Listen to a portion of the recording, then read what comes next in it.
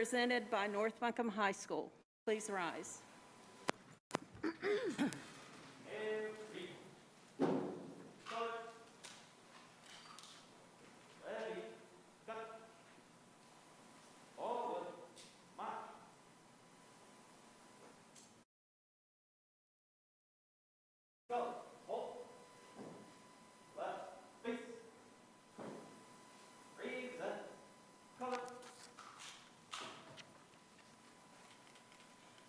I pledge allegiance to the flag of the United States of America and to the republic for which it stands, one nation, under God, indivisible, with liberty and justice for all.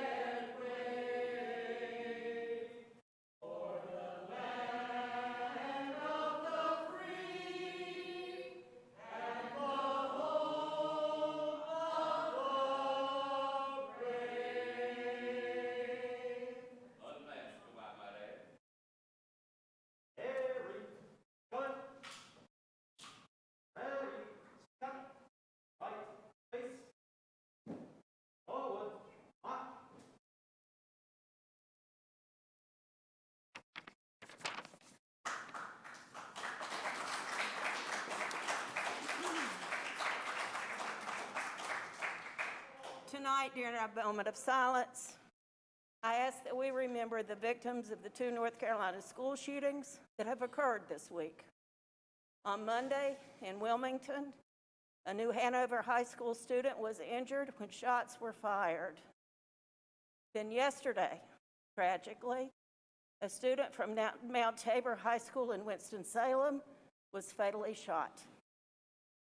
This serves as a compelling reminder that ensuring school safety is our utmost priority. Please keep these families and schools in your thoughts. On a local level, our thoughts and prayers go out to our neighbors in Haywood County who have suffered through devastating effects in a recent flood.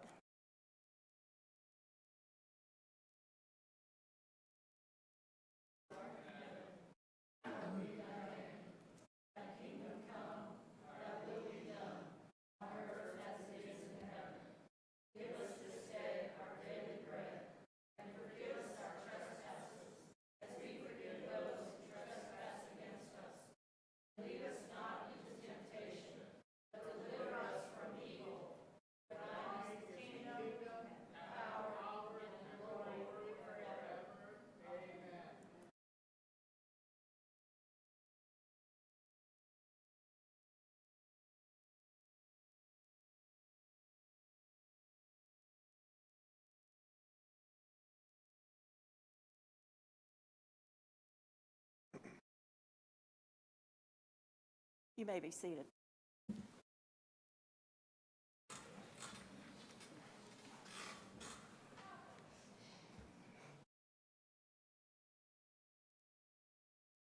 I'm asking for the approval of the agenda, and I will read an amendment. Due to the governor signing into law Senate Bill 654 on Monday, the board will need to add this item,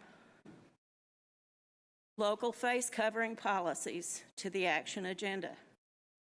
There is also an addendum to the personnel report to include on the consent agenda, Is there a motion to approve this agenda?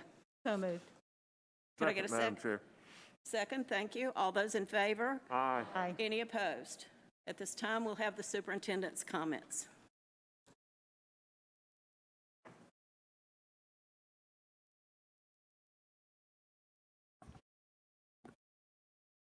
Good late afternoon, everyone.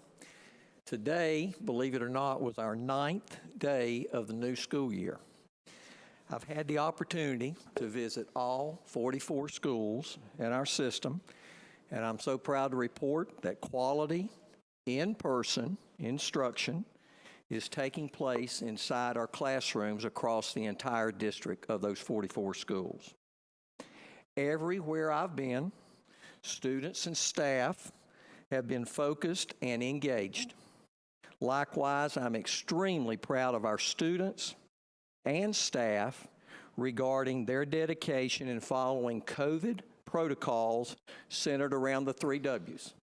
We've heard them so many times, haven't we? Washing hands, waiting to allow spacing, and wearing face coverings. As mentioned before, the consistent use of face coverings not only mitigate the transmission of COVID, it also reduces the number of asymptomatic students from being quarantined. Students are considered for quarantine when they are identified as a close contact to a fellow student who has tested positive. Our principals and staff, especially at the elementary schools, and I see a few of those principals here tonight, continue to fine-tune their scheduling during meal times and recess, outdoor recess periods. In both of those cases, during the school day, face coverings are often down, and 6-foot spacing becomes extremely critical. Particularly during these times, one positive student case can potentially exclude a large number of students that are then placed in quarantine. While it has not been unusual for our school system and myself as superintendent to talk about uplifting starts in past school years, seeing so many of our classrooms this first week resemble more like day 100 than day 1 of a school year makes this start so extra special, especially since much of the 2021 previous school year was so disrupted with multiple transitions between all remote and hybrid instruction. From day 1 and from kindergarten all the way through senior high classrooms, academic recovery is a primary focus. Again, I can't say enough about the job and the efforts of our classroom teachers, our support staff, and that's both school-based and central office-based, and our principals. If there is one common theme that I heard throughout the district and throughout those 44 schools as I walked through them, it was just how happy our teachers were to have students back in their classrooms. And likewise, how happy our students were to be back as well.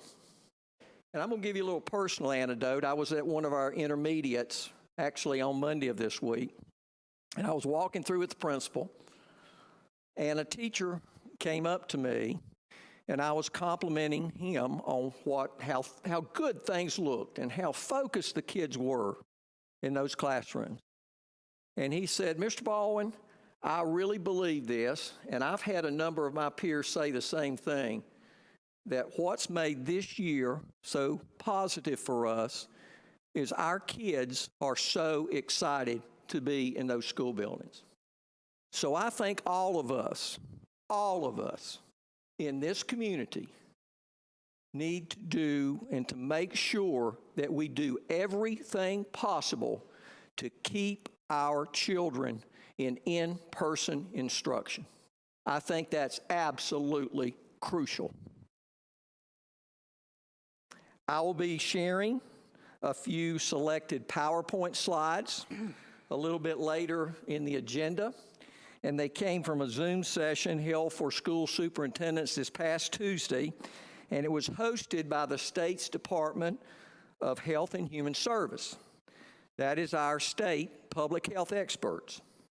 A considerable amount of information was shared by their leadership, including first and foremost that we are definitely in a COVID surge with Delta variant representing 98% of all total COVID cases, and it has proven to be highly transmissible. In addition, new case rates across the state are increasing for all age groups. While vaccinated individuals are not exempt from catching COVID, the state data shows that unvaccinated individuals are 4 times more likely to get COVID. We also received an update regarding face covering policies in school systems across the state of North Carolina. The current number provided is that 106 out of 115 school systems now have mask requirements. The Return to Learn landing page has been updated, and this is very important for our parents out in Buncombe County school community. They've been updated with important health and safety protocol information. And so if you will go to our buncombeschools.org website and link on and visit the Return to Learn section, you can see contact tracing protocols, safe school guidance, and more. And additionally, beginning next Thursday, each one of our schools will maintain its own COVID dashboard by posting the number of new COVID cases to its website each week. Principals will send staff and families more information soon, and in the meantime, principals have continued their existing notification protocol by sending an all-call to staff and families to report any new COVID cases that have been associated with school activities. As always, any student or staff named a close contact in an investigation receives specific guidance and next steps from our public health leadership. Thank you, Madam Chair. Thank you, Dr. Baldwin. At this time, I'll recognize Stacia Harris and Jason Rhodes with our good news. It's not Jason's turn yet. It's all about me now. Good evening. Good evening, Well, Dr. Jason, you just take a back seat. We'll get to you in a minute. Good evening, Dr. Baldwin, Madam Chair, and members of the board. So tonight's a very special night for a wonderful group of educators. This evening, we'll announce our 2022 BCS Teacher of the Year. This marks an end to an unusual selection process given the COVID disruptions that we dealt with, but we're no less excited to recognize our 7 district winners tonight and ultimately our BCS Teacher of the Year. First, we want to thank our Teacher of the Year committee for their hard work and diligence during this process. And of course, we want to congratulate all 44 of our school-level Teachers of the Year. We hope to hold an in-person recognition for them later this year. And with that, let's get started. Jason Rhodes, come on down. Jason Rhodes is our 2021 Teacher of the Year.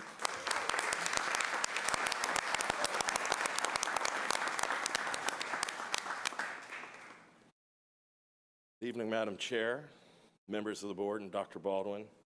Earlier this year, when we announced our 7 district Teachers of the Year, I said that I felt the honor carried more weight because the last year and a half have, of course, been unlike anything we've ever witnessed or experienced in education.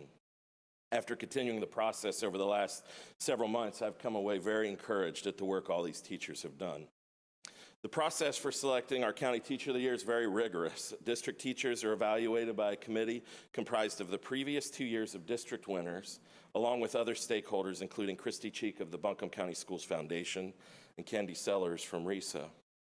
Last February, schools all over the county each selected a Teacher of the Year, and those teachers are asked to complete some essays on topics related to their classrooms, and from that group, we selected a group of district finalists. For the second year, our teacher interviews happened on Zoom.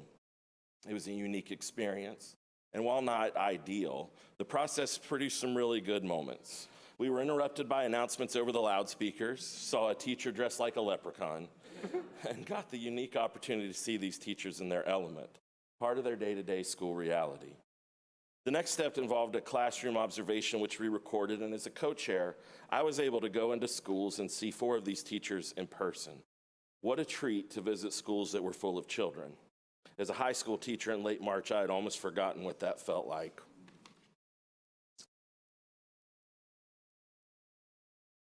Sorry. So happy to have kids. It's just like you said. Just so happy to have them. These district teachers then completed a full Teacher of the Year portfolio and recorded a speech for the committee, showcasing their commitment to education, their commitment to our students, and their adaptability during this time.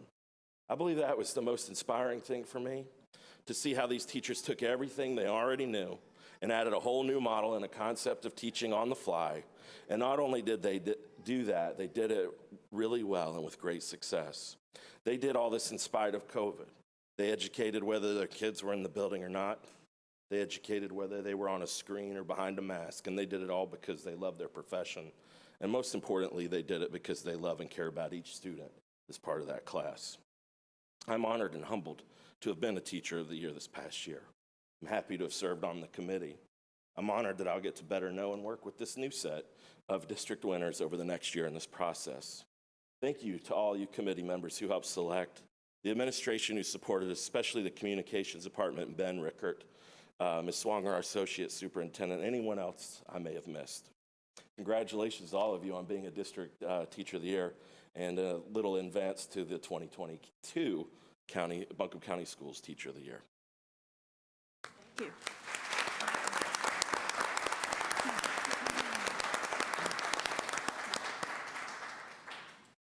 And we are so proud of you and all that you've done to represent the best of the best. And I know you will cheer these on, and we're going to see who's here tonight. So you heard a little bit about the challenging process that these district winners went through during a pandemic. And they didn't stop for 1 minute and say, I can't do this, I'm too busy. They are so dedicated to their profession, to their students, and to their families that they wanted to move forward. So welcome, and I also add my congratulations. I learned a lot about you through your interviews. I didn't get to go and see your classrooms with the team, but I learned through your applications and your interviews, and the video that you're going to see in just a few minutes is fabulous.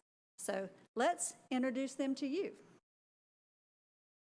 When I call your name, I would like you to come down front and center, and we would like Madam Chair and Dr. Baldwin to come as well to have pictures.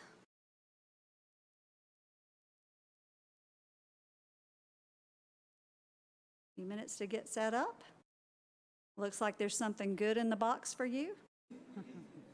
I'm sure, Mr. Rollins. Yes.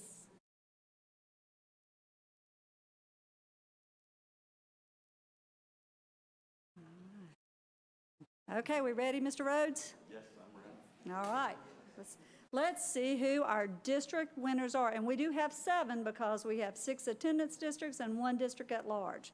So we're going to start with the district at large from Community High School, Aramy Holloway Moore. Congratulations.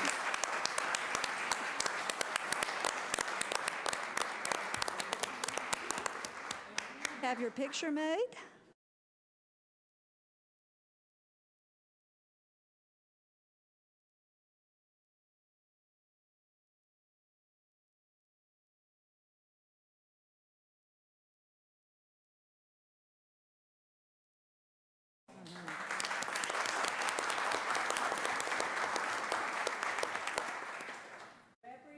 The Inca District, Miss Caitlin Brashler from Pisgah Elementary School.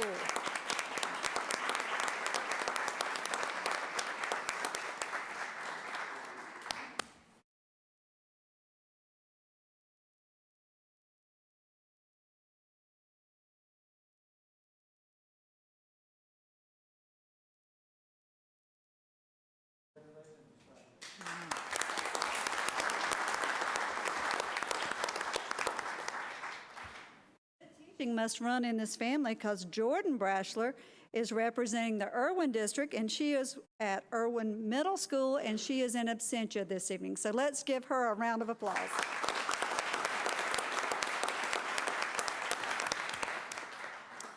Also, representing North Buncombe District, Jennifer Shelley from Weaverville Primary is in absentia.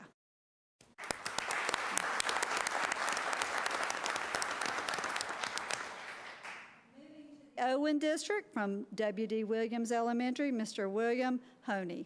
Come on down.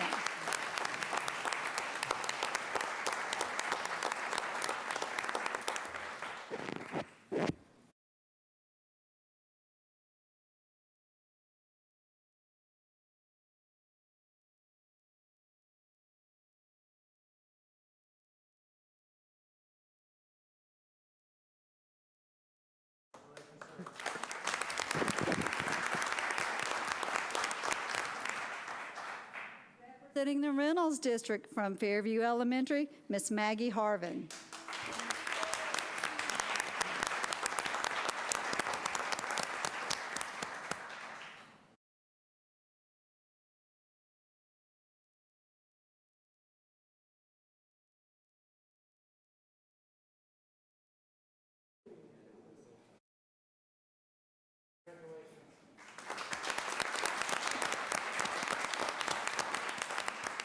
And from the Robertson District, Valley Springs Middle is pleased to present Mr. Richard Rookie.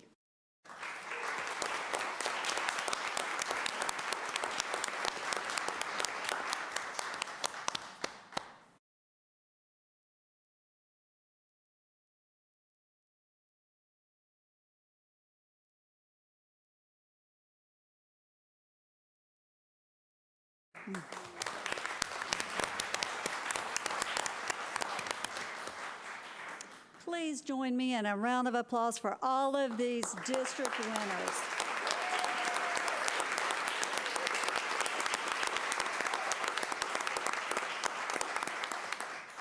You all are the best of the best, and we are so proud of you.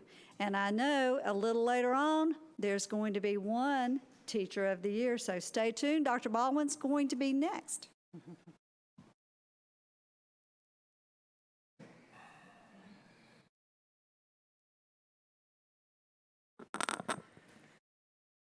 And I don't think it's unusual for a room this size to represent lots of different opinions on lots of different things.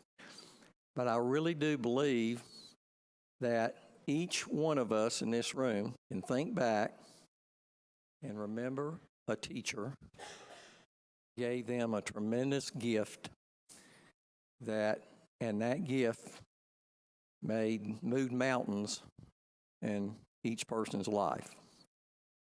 And as Ms. Swanger said, this is the best of the best.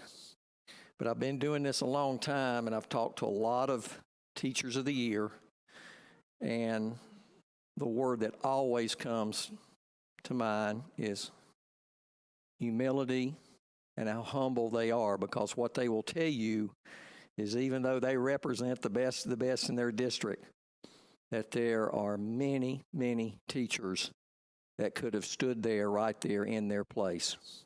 But you are here tonight, so congratulations. We're so proud of you. And speaking of being proud of people in this school system, you're going to see a video on the 2022 District Teachers of the Year, and it was produced by our communications team. And their nickname is the Little Engine That Could, because they're small in number, but the quality of what they produce is incredible. And I think we would also all agree that communication in today's world is so essential. So with that, I'm going to introduce the video. So, Barry?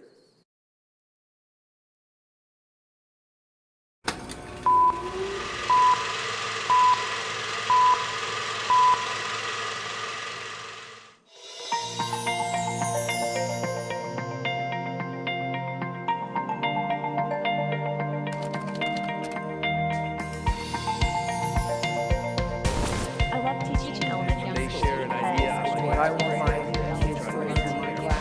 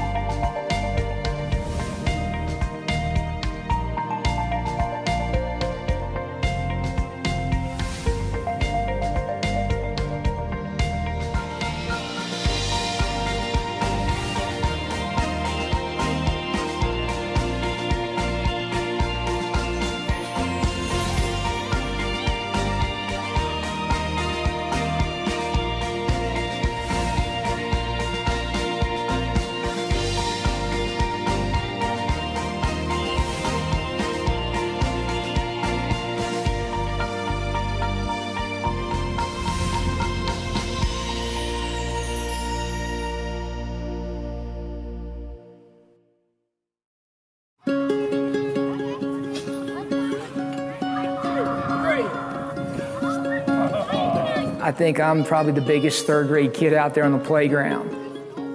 The kids in my class are high energy, and I think the teachers have to match that energy.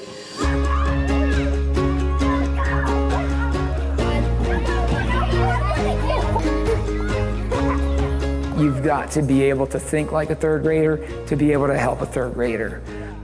If they see you as a teacher, but then kind of outside of that teacher role, they know that, hey, he is sincere, he is a genuine person.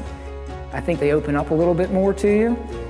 And I think they realize from day one coming into the classroom that he's serious about, how much he loves us. 4, 3, 2,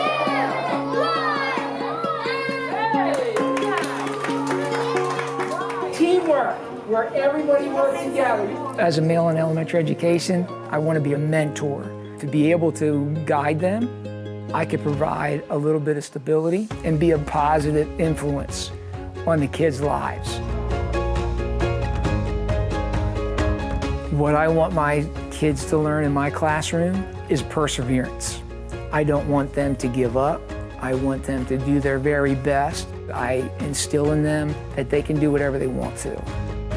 That's why I got into education. I want to be able to say, you know what, I made a difference for every kid that came through my door. And that's the true reason why I'm here.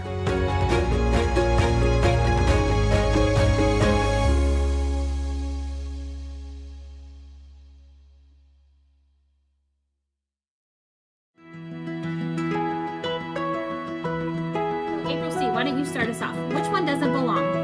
I think this one does not belong.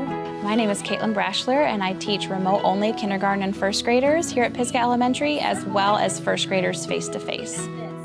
So this year, with being remote-only, I have now been transplanted out of my classroom into families' living rooms. It's been a different year, but the students are thriving. Every day they show up on Zoom and they're excited to see me. I'm excited to see them. We work really hard every day, and we have a balance of interactive activities live on Zoom and also asynchronous work. I send home math games and let them do things at home, so they're getting a full picture of a normal school day at home, and it's been a really interesting and fun experience to build that community with these students at home. Okay, so when you think about a cue, here's our little fox, and he says, what does the shape say? When teaching younger students, like first graders and kindergartners, it's important to give them a sense of independence and show them what they can do on their own. I think as teachers, it's our job to step back and allow them a chance to explore while also supporting them in what they need.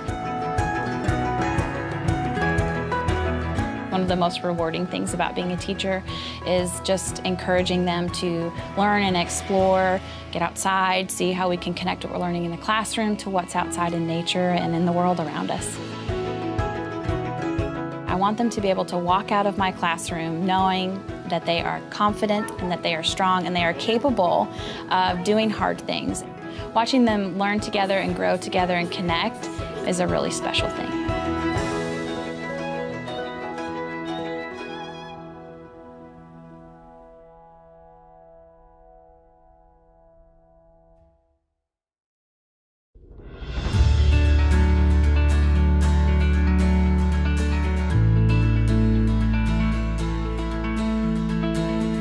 I like to think of community high school not so much as an alternative school, but a school of alternatives.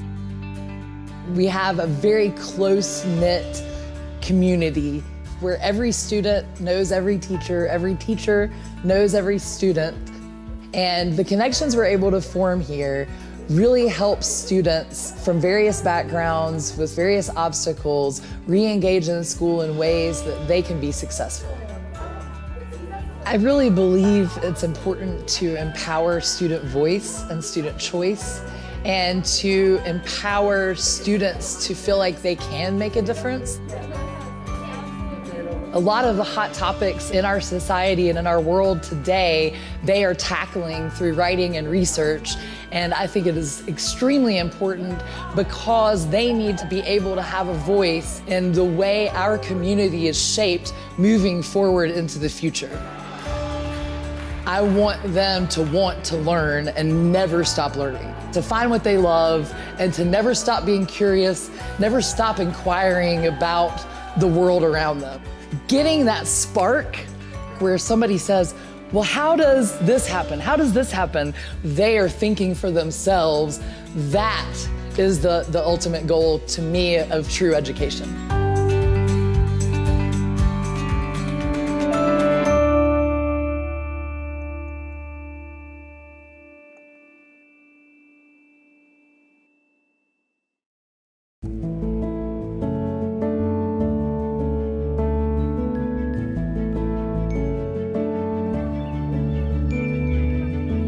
I love teaching elementary school because it's when kids start to develop their personalities and they start to figure out what they are thinking about, and they develop their own opinions.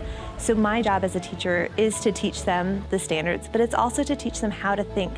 Kids learn best when they get to have experiences, hands-on learning, conversations. I love how different it is every day. I love working with the kids.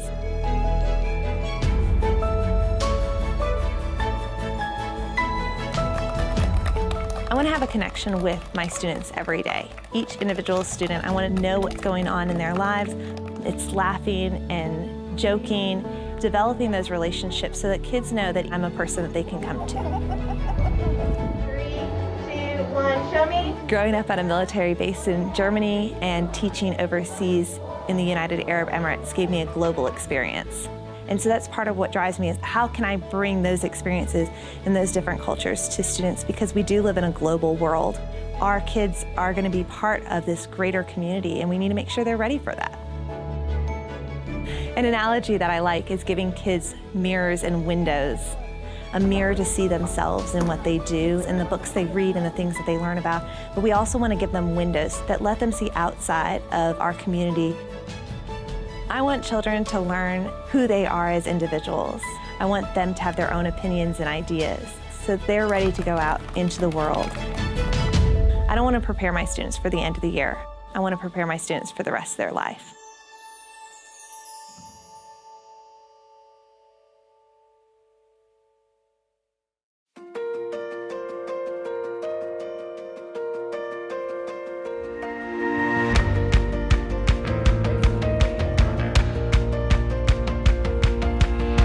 Teaching is very gratifying because I get to watch the joy on students' faces when they're connecting ideas and learning new things for the first time. Middle schoolers really are my people. We find the same things goofy and funny. We can giggle at the same stuff. We have, scarily, the same attention span, so every day is entertaining in 7th grade. If it's pushing it up, which direction is the water moving? Every day I come into school, it's new. The 7th graders are always so excited to come into science and get hands-on activities. They get to learn about their world in our classroom on a smaller scale. Just seeing them figure it out for themselves based on what they already know is so rewarding, and it happens all the time in science because they're like, oh, I get it now. And watching that exploration and seeing how it relates to their everyday life is very exciting. Learning about yourself in middle school can be hard, right? There's a lot going on in your life, you're developing. So I want them to learn that even though things are gonna be hard, that they have the toolkit necessary for them to overcome those challenges. I really enjoy working at Irwin Middle. We're producing the next citizens of our community. So we want them to have not only academic knowledge, but also emotional and character knowledge. We want them to be able to go into the community and help.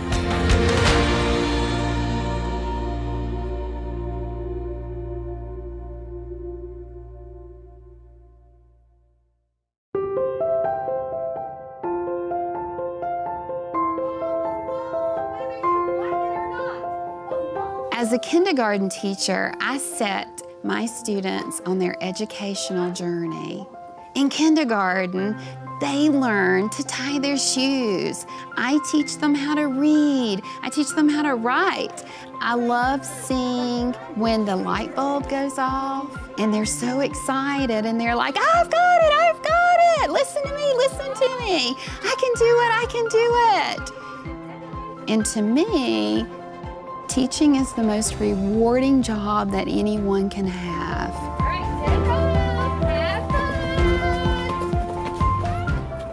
I was a student who struggled in school, and I understand when they're struggling.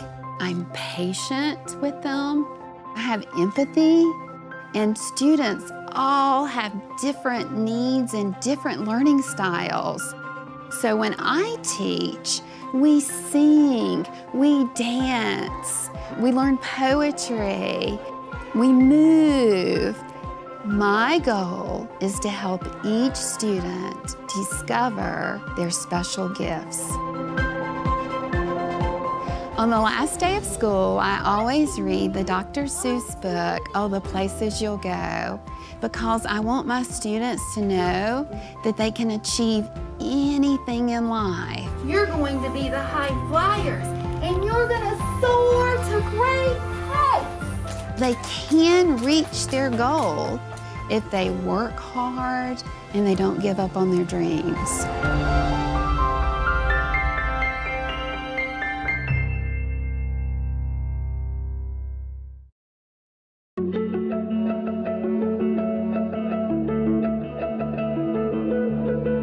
Science is everywhere, so it's really easy to relate it to a student's day. They use their phones every morning. We walk outside, we see the weather. Science has got so many interesting parts to it. I love it, and I try to project that love of the subject to the students, and hopefully they fall in love with it.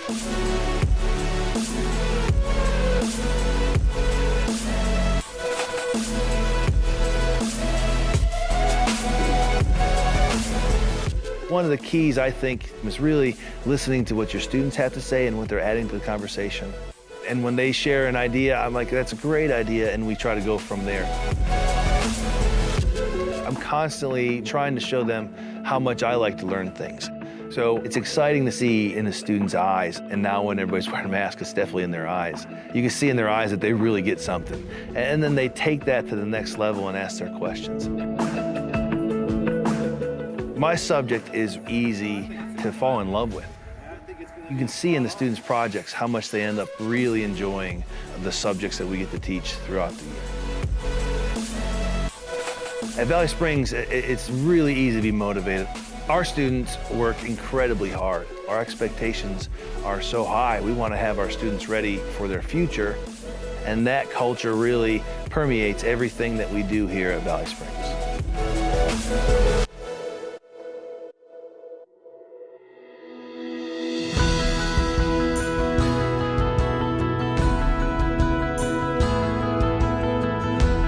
I'm moving around from student to student.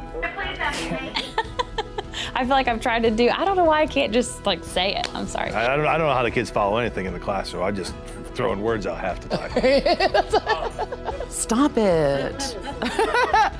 Whew. If only my eyes would stop watering. This is my husband's like, good luck. I know you're going to hate every minute of this. This is harder than it looks. You guys on TV make this look like it's... So you're definitely going to heavily edit all of this. Excellent. The pandemic has been difficult for kids and families. Even in this year where it's been different, school is the safe place for many students, and I want it to continue that way. And no matter what situation you're given, hey, you can always learn something from it. When they know that they have a teacher who loves them and cares about them, that helps them through this difficult time.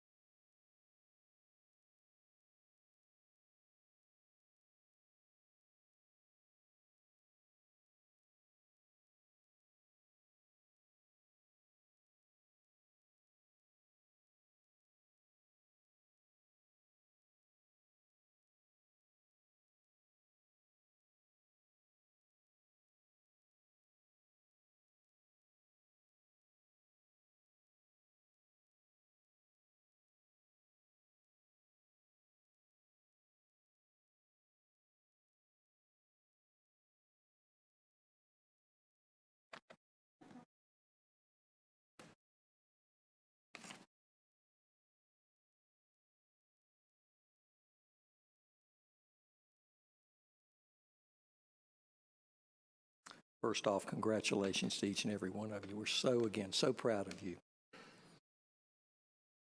Our 2022 Buncombe County Schools Teacher of the Year is William Honey of W.D. Williams Elementary School.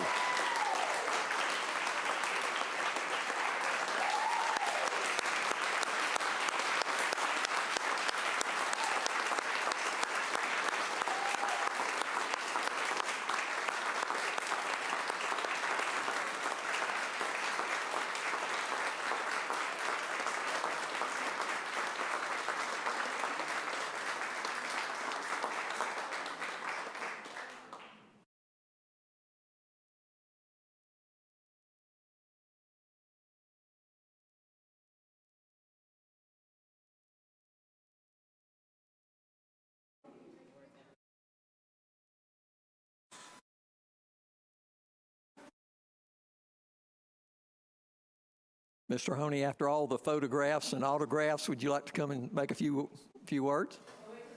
Oh, wait, we got to get the, I'm sorry, whoa, we got to get the photo first. Then the autographs.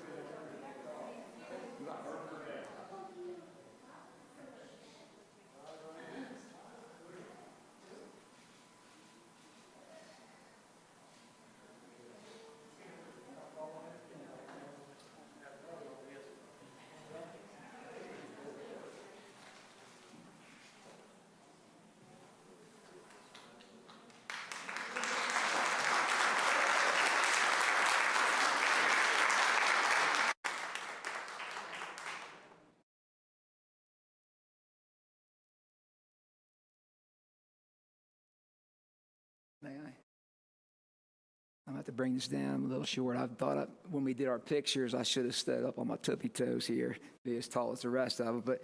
But what an honor. I mean, this is incredible. We've only been here, my wife and I, for a short period of time in Buncombe County. But we give 110% with the kids and staff. There's a lot of people I got to thank because there's no way that one person can do this and get this award.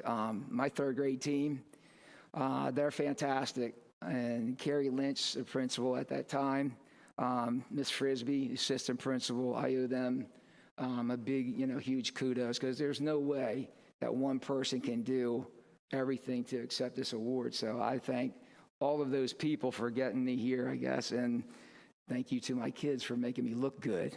But thank you very much. I appreciate it.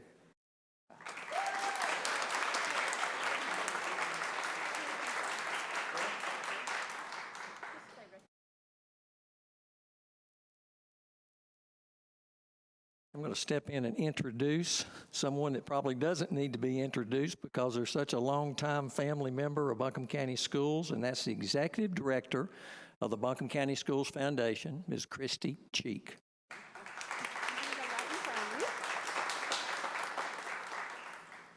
How exciting is tonight. I actually teared up at just serving on the committee and knowing the capacity of all these teachers, how wonderful it is. Congratulations to all the district winners and to you, Teacher of the Year. So I come bearing gifts, which is excellent. And on behalf of the foundation, Buncombe County School Foundation, TD Bank, sorry, not TD Bank, Home Trust Bank, let's edit that. We're going to present to you some great gifts for you and your classroom. So first of all, T-shirts. Everybody needs a T-shirt. We all love T-shirts and some other gifts. But right here is the big one. And on behalf of Home Trust Bank, and the gift of $1,000 for you and $1,000 for your classroom, Home Trust Bank and Lynn Cook say thank you. And the Buncombe County Schools Foundation is proud of you and all the work that all of you do to be inspiring and innovative every day. So thank you again and congratulations. Thank you very much. I appreciate it. Oh, my goodness. Thank you very much. Once again, just thank you so much for everybody that had a part in this process. Thank you to all the district winners, principals, everyone, and thank you for choosing Buncombe County Schools to be an educator in. What an inspirational moment and wonderful for all the children of Buncombe County Schools. Congratulations.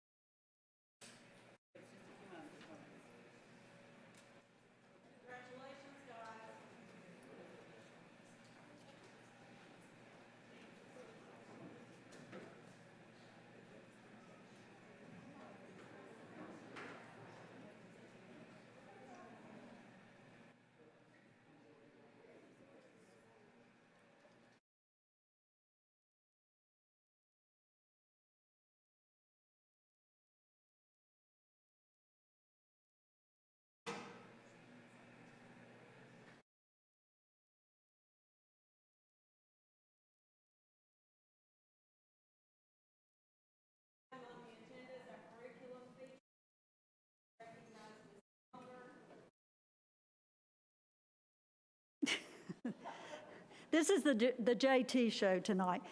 We wanted to give the board and our families and staff a little snapshot of summer school, and you'll see what summer school looked like.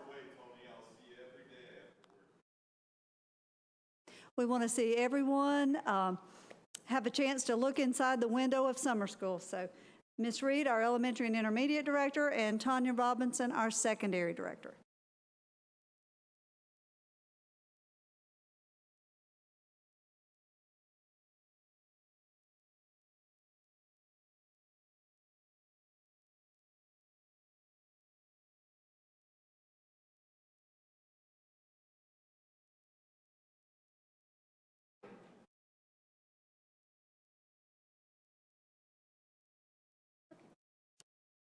Good evening, Madam Chair, Dr. Baldwin, and members of the board. Ms. Robinson and I are pleased to be here to give you a little summary of our wonderful Buncombe County Schools Summer Academy. Our Summer Academy did take place just this past summer between June 14th and July 27th. To just kind of ground us in some of the stipulations that we followed when we were designing the Summer Academy, we did go by a lot that was in House Bill 82. That bill was actually ratified April 1st, but we were actually working long before that. Our amazing curriculum specialist team had been working for months planning what we knew would happen in our Summer Academy. We just hadn't worked all the specific details out until House Bill 82 was passed. Some of the stipulations in House Bill 82 are that we were required to use federal ESSER funds. We are also required to use transportation from the base school to the summer school site if those sites were not at the same location. And we were required to have in-person instruction. And if you'll recall, at the end of last school year, most of our students were in person, but we still had quite a few students who were experiencing remote learning through the end of the school year. So that was a big transition for a lot of our families and students. We were asked to prioritize at-risk students to attend Summer Academy, and participation was completely voluntary. We were asked to design a program that was either 150 hours or 30 days in length, and as a system, we chose to go the 150-hour route. 72 of those hours for our first, second, and third graders were to satisfy our Read to Achieve legislative requirements. So Read to Achieve was built into the larger Summer Academy. We did have daily meal service that included snacks for all of our students. And House Bill 82 required that we have enrichment every day for our students, including social emotional learning, reading, math, and science. And at the high school level, we had credit recovery for all of our high school students. And the House bill also required pre- and post-assessments for every student who attended. In addition to those stipulations, there were also some things that we had to address with employment. Every employee, whether certified or non-certified, was hired on a temporary contract basis. we were required to offer two different types of bonuses. One of those was considered a signing bonus in the amount of $1,200 for any teacher who had received a past growth bonus in either reading in grades 3 through 5 or math in grades 5 through 8, or a teacher who holds National Board for Professional Teaching Standards certification. That's a mouthful. The other bonus was a performance bonus for any summer school teacher who taught third grade students who were not proficient in reading prior to the start of camp, but after the end of the summer academy showed proficiency on one of two alternate assessments. And the bonus for those teachers was $150 per student who met that proficiency at the end of camp. And then lastly, we were encouraged as a school system to incentivize base pay for all of our staff. And as a system, we did address that in order to recruit the highest qualified teachers that we could for Summer Academy. We had an additional $8 an hour base pay for certified staff and $3 an hour for our non-certified staff. Just some general information of how we carried out the program. We did look at our program in 3 different grade spans, the first being kindergarten through 4th grade, and we did host this program at 8 different sites. Every district was represented by at least one site, and our highest attendance in that grade span was 1,568 students. The next grade span was 5th grade through 8th, and we did have 2 different sites for that grade span, Valley Springs Middle and Irwin Middle, and our highest attendance there was 429 students. And then last, our highest grade span was 9th through 12th grade. We had 2 sites for that span as well, A.C. Reynolds High School and Inca High School. And the highest attendance there was 508 students. So as you can see, in summary, we offered our summer program at 12 different sites across the county, and our highest total attendance was 2,505 students. So a little bit of a deeper dive into our programming, and first I'll talk a little bit about our kindergarten through 8th grade programs. We did offer an 8 o'clock to 3 o'clock school day. So for some of our students, especially our youngest ones, that's longer even than a normal school day to fit all of those 150 hours in that time period in the summer. As House Bill 82 stipulated, we offered daily enrichment, and this happened in the form of music class, art class, and physical education. We also hired media specialists, and at several of our sites, they were able to offer some enrichment programming for our students. In addition to enrichment, we had core academics in the areas of reading, science, and math. And everything that we did in kindergarten through 8th grade was an integrated approach. And it was a process called problem-based learning, where children work in teams to solve problems. And most of our themes were around biomes, like the forest, or the ocean, or the tundra, or the grassland. And I'm going to share with you a couple examples of problem-based learning.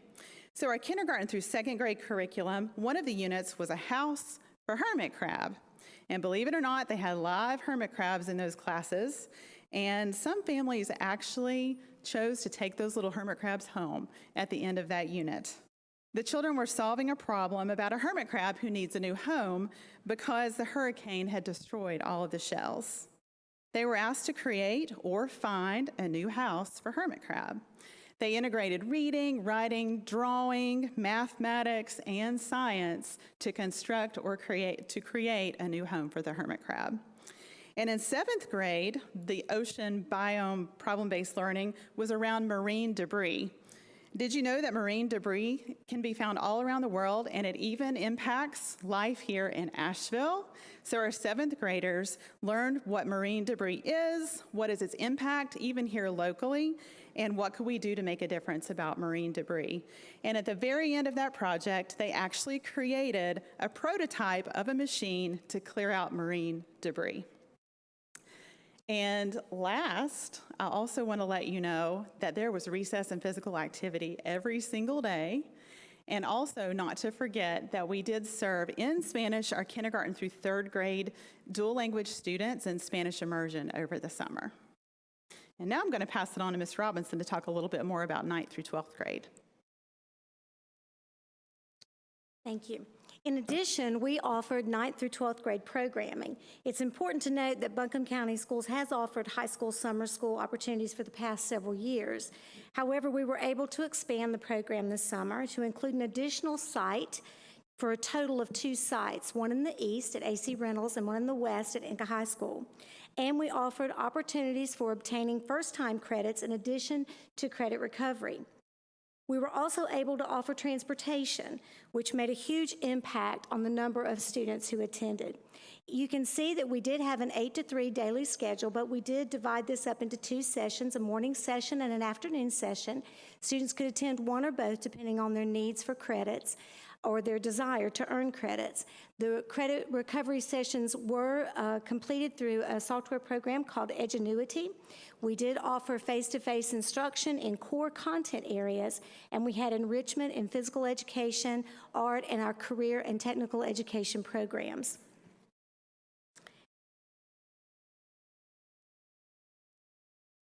Well,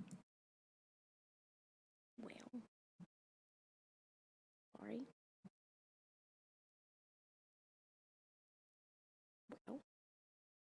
There we go. We always want to be able to measure the impact of any program, and we achieve this by looking at our outcomes. Our high school students who attended our summer academy earned 770 high school credits this summer.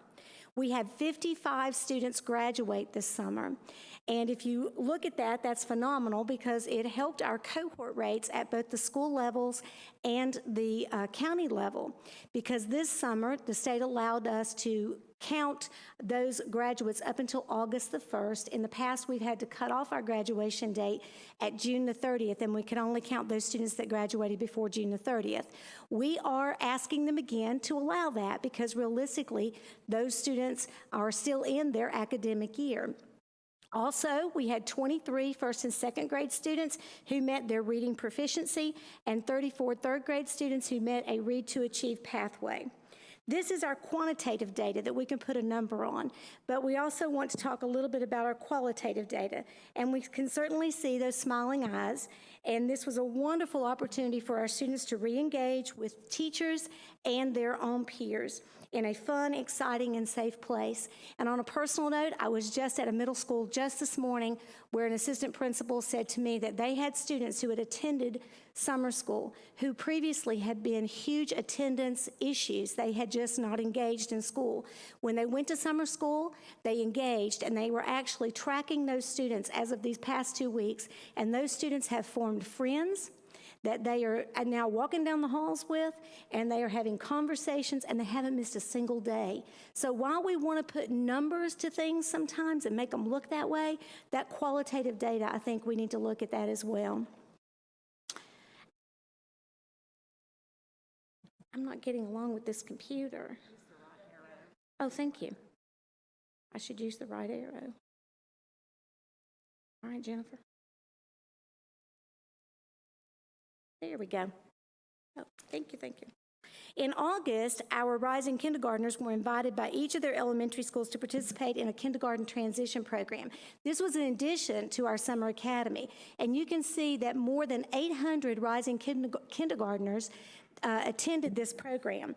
This represents half of our kindergartners, around half of our kindergartners in the district, who were greeted with friendly and smiling faces and fun activities to set the positivity for their very first year in school, and I think that's really super important. Of course, all these wonderful programs and activities were made possible through our ESSER funds, and here you can see a breakdown of our Summer Academy budget. If you take a look at the budget, you can see that our staffing was just over $3.7 million, transportation just over $235,000, instructional resources just over $1.2, and the kindergarten transition program just over $70,000, for a total of $5.3 million for Summer Academy, and all this, of course, was made possible through ESSER 2. We did come in slightly under budget for this simply because we had never planned a summer school of this magnitude before, but please rest assured that we will use this budget to inform us of what we can expect for next summer's summer school program. This graphic was created with the use of feedback from teachers, instructional coaches, curriculum specialists, and site leads. We used a digital tool to create this called a Wordle, and we gave opportunity in surveys for open-ended feedback on Summer Academy, and then put all that text into the digital tool. The tool then creates a graphic of your choice. We chose an apple using the words of the text. The program uses different font sizes to indicate the number of times a word appeared in the text. For example, the words students and engage were used more often in the feedback than, say, the word original that you can see up there. Nonetheless, you can see that the textual feedback on the open-ended questions was very positive. I believe that this is a visual telling of the overall positive experience of Summer Academy for our teachers and students. It also indicates that all the teachers, the curriculum specialists, the instructional coaches, site leads, directors, counselors, child nutrition staff, bus drivers, TSAs, I'm going to leave somebody out, custodians, office staff, anyone who had anything to do with Summer Academy who worked so hard to make it a huge success, and they deserve a huge thank you. We sincerely appreciate you all and know that it absolutely could not have happened without you. So if you take a look at this, it's just great. It says awesome, togetherness, creative, all the things that these people felt about this type of Summer Academy for our students. So what's our next steps? Where do we go from here? So we've already finished the first two bullet items that you see. We have given out the teacher and site lead surveys. We have gathered that feedback, and that's what you see in the graphic organizer, the graphic that we put first, previous to this. We also have had debrief sessions with all of our specialists, instructional coaches, directors, so that they can tell us what we did really well and what we know that we need to improve on so that we can go ahead and create plans. In addition to that, we have also already started with our schools putting together a tutoring plan to continue the work of Summer Academy throughout the year, and funds are available for that as well through ESSER. And then I really hope they meant what they said in that one on that previous graphic where they say, call me again if you need me, because we will be doing that because we're already beginning the plans for our summer of 2022. Again, we can't say thank you enough to everyone who was involved, to watch them put in hours and hours of work above and beyond what they additionally do. We appreciate them so very, very much. Thank you, and do you all have any questions for us?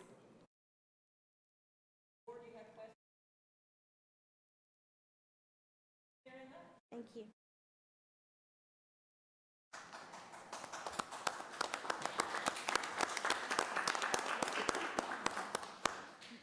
Now it's time for public comment, and I'll ask our attorney to read a statement. Thank you, Madam Chair. The next item on the agenda, board members, is public comment. Before we begin, I do want to read some procedures for the audience, and thank you everyone for joining us this evening. Please listen to your name to be called. We will be inviting people to the podium. Before beginning your comments, please state your name and which school or district you live or your child attends if you'd like. Please note that the microphone system operates on a timer that will automatically turn off at exactly 3 minutes. Multiple people are here to comment on the same topic. You may elect one spokesperson who will be given 5 minutes to speak. You may not donate your time to other public commenters. Profane language, making threats, or revealing confidential student or staff information is not allowed.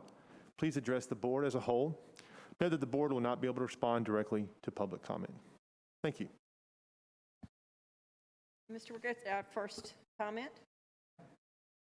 26 people. You have 26 people signed up for public comment this evening. They are in two different rooms, this room and one down the hall. We will begin with this room in the order that they signed up in, okay? And so I'd first like to call Greg Parks. Please come down, and please begin with your name as you begin. You'll have 3 minutes. Greg Parks, here in the Irwin District. So I'm here today to address the Buncombe County School Board, superintendent, parents, and registered voters of Buncombe County. It would be safe to say that the actions of this board has been unacceptable to all of us that they were elected to serve, no matter our positions on key topics. That may very well be the only thing we can agree on here today. The board on multiple occasions has made critical decisions that affect the children, parents, and voters of Buncombe County without giving those they were elected to serve the chance to share their thoughts.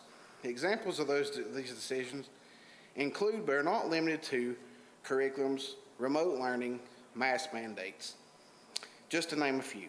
So my question is, what can we as parents and voters do to curb this abuse of power? Yes, we can file lawsuits, show up at meetings like I have today, and of course correct this at the ballot box. However, some of these options take time and often do little, especially with a board that has lost its way, such as this one. So how do we affect change? I suggest we use the dollar. At the end of the day, Buncombe County school system is like any other entity. In order to function, they rely on funding. In this case, students, our children, are nothing more than dollar signs. So how does this matter? Recently, WOS reported that Buncombe County student body has decreased by 6%, roughly 1,300 students less in the system now versus the year before COVID-19. At $4,592.46 per student, that is a concern that even the board and the school system cannot ignore. To give you a visual aid, losing 1,300 students of a certain grade level would eliminate the need for a high school. It would eliminate the need for multiple elementary schools.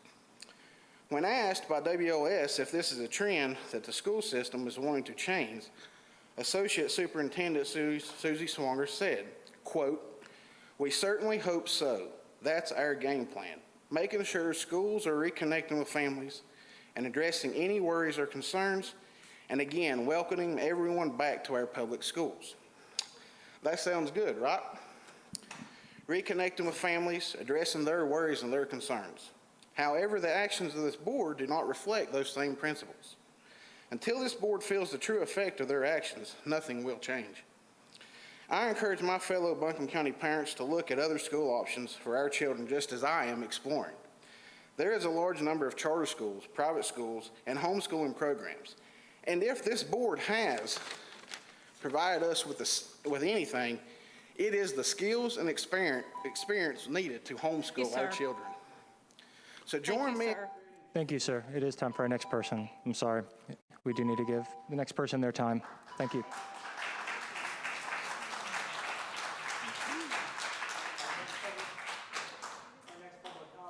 Don Yeldon. And again, you'll have 3 minutes. I will signal at 1 minute, also at 30 seconds. There is a timer on the end of the table if you're looking for it there. And again, please start with your name into the microphone. Don Yeldon, a graduate of North Buncombe, and I was proud of the group tonight. And I want to say I contributed to the teacher award because I do banking at Home Trust. But you know, it's amazing to me because I don't want to talk to you all because you all don't listen anyway. It's the people that listen. They tell you, you come talk to us. We don't answer. We're not going to say anything to you. You just get up here, do your 3 minutes, and sir, you did great. And I'm going to tell you what, you're dead on. You see tonight, kids are important. That picture out there in Weaverville, those little young kids. Folks, parents, raise your kids. Don't let the school do it. They're doing it. From kindergarten right on through college. And you wonder why we got the crap we got today. And I think I could say crap, is that all right? It's acceptable on TV. Of course, a lot's acceptable on TV.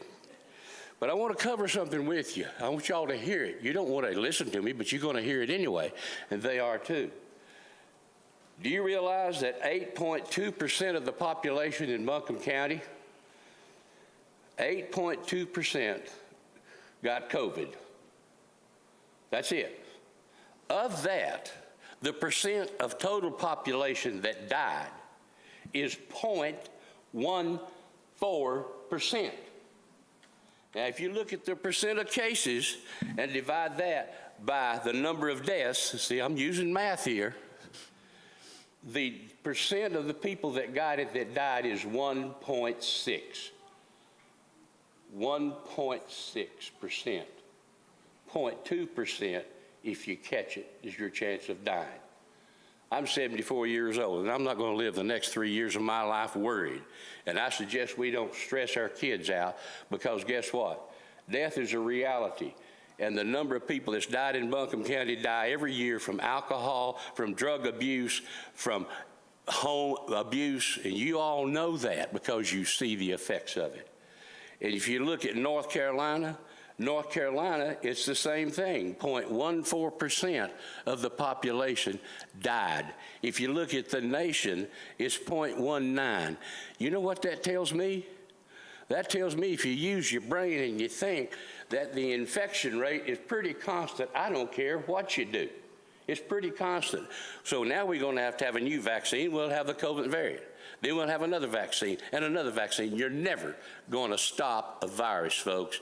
You put up with colds all your life. You always have virus. Some are going to get it and some are going to die. Some are going to get it and don't know they got it. Some are going to get it and be fine, okay? And you're looking at a guy that took the shot and got COVID. And I've got 4 seconds left, and I will be glad to give you all 4 more seconds of my time. Thank you.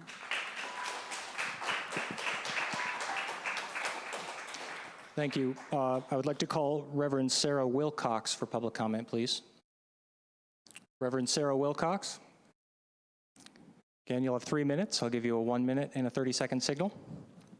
And please begin with your name into the microphone. Good evening. My name is the Reverend Sarah Wilcox. I have 2 children in Buncombe County Schools. They are at A.C. Reynolds Middle and A.C. Reynolds High School.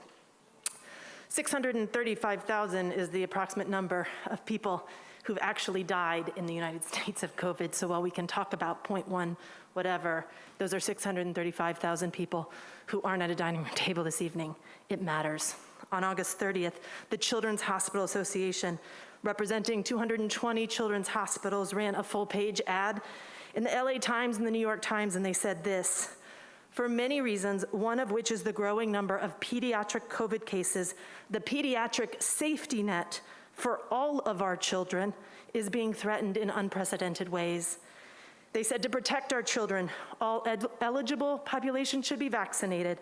Everyone should mask responsibly, particularly during school and in large gatherings, and all should adhere to proven safety practices of social distancing and hand washing. There continues to be a gathered group of parents speaking to you in opposition to scientists and doctors and the needs of our healthcare workers. They are citizens and neighbors who are deeply passionate and love their children. They are advocating for policies that compromise the health of our entire community and are catastrophic to our healthcare system. Strong feelings are not equivalent to facts, and science that learns and changes as it goes isn't based on feelings. It seeks to make choices based on facts, learn new data, and make changes. This pandemic has asked for remarkable work from our scientists, public health directors, physicians, nurses, and medical staff. Currently, 1 in every 40 Americans has COVID. This board, you all deserve our gratitude for your leadership in these difficult times. Jesus Christ did not call us to freedom from care and concern of others. He gave his life to the truth that we are to love God and to love our neighbor. Let us not bury our neighbors or any of our children by disregarding those properly trained who are trained to guide us toward choices for the collective welfare. In Colossians, we are called to clothe ourselves with compassion, kindness, humility, gentleness, and patience. In Philippians, we are told, in humility, value others above yourselves, not looking to your own interests, but each of you to the interests of others. In the Gospel of Matthew, those of the Christian faith are reminded we have one teacher, the Messiah. The greatest among you will be your servant, for those who exalt themselves will be humbled, and those who humble themselves will be exalted. May you continue to meet these difficult choices with humility. May you continue to lead knowing that feelings are not facts. And may you continue to protect our children, for there are precious few ICU beds. Thank you. Thank you. Our next signed up public comment is Graham Harrison. Thank you. Again, you'll have 3 minutes. I'll give you a 1 minute and a 30-second. Please start with your name. My name's Graham Harrison, and I go to Owen Middle School, and I'm here for 2 things. First off, I do not want to wear a mask, and whoever does, that's fine with me. They can wear a mask if they want to. I'm not going to wear one. I don't want to wear one, but I have to. But if I didn't have, if I didn't have to, I wouldn't be wearing a mask. But since I have to wear a mask. My other thing is, our gym is not air conditioned at all. It is so hot. When we play basketball in there, oh my gosh, it's probably 90 degrees, and that's in the morning. And then we wear a mask in there, and that makes it 10 times worse. So, I mean, I just don't, they need to do something about the air conditioning, so bye, thank you.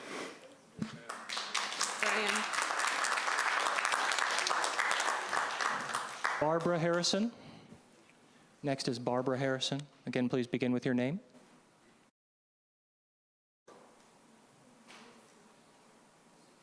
You'll have 3 minutes. Hi, I'm Barbara Harrison. That was my son. I have some quick points to point out. There's, according to the CDC, I wanted to say this because if we're going to do this, we shouldn't be driving cars. There's 32,850 people die in a car accident every year. So do we say you can't drive a car? Also, the social emotional learning, the CRT that's been rebranded, that shouldn't be taught at school. You need to teach math. History would be a good thing, real history. English to these children. He's in an English class that's special ed, and that's a lot of money the school gets every year. And that needs to be taught. You know, the 3 R's, what we were taught. I had great history teachers. I had Coach Mott, he's retired. I had Jack McMahon, he's retired. He comes to school though and teaches. These things need to be done, teaching. And I love teachers. I used to work at W.D. Williams. I think it's great that Mr. Honey got Teacher of the Year. I think that's fabulous. Also, Jennifer Mullendor last meeting it was closed.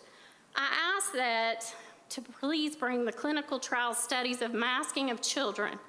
She brought great graphics, but we need the clinical trial studies of masking children. We need to see those. I want to see it. Also, I wanted to announce that Hillsdale College has the 1776 curriculum, and it's free for kindergarten through 12th grade. It's 1,200 pages. You can download it. It's great. But, you know, you guys need to think about our kids. They're the ones who are going to be our future. And that child that just spoke to you, he's a patriot, and he's going to take over the world one day, and I'm proud of that child. And his friend Heath that's here, because there's only 2 kids that are speaking. Well, Heath's not speaking, but grandmas. And, you know, that's who you need to talk to, these children. I don't care if you talk to me, but the kids, they're special. They're very special. And I want to thank you, and just listen to the kids and listen to what they say about how miserable they are in these masks, in the gyms, in the school. And also, there was a teacher who was taking pictures of the kids while they're eating lunch at his school at Owen Middle to document who they would have to quarantine if there was an outbreak. That's not cool. That's not cool at all. And I'll be calling Mr. Lewis tomorrow about it and talking to him. Thank you. I'd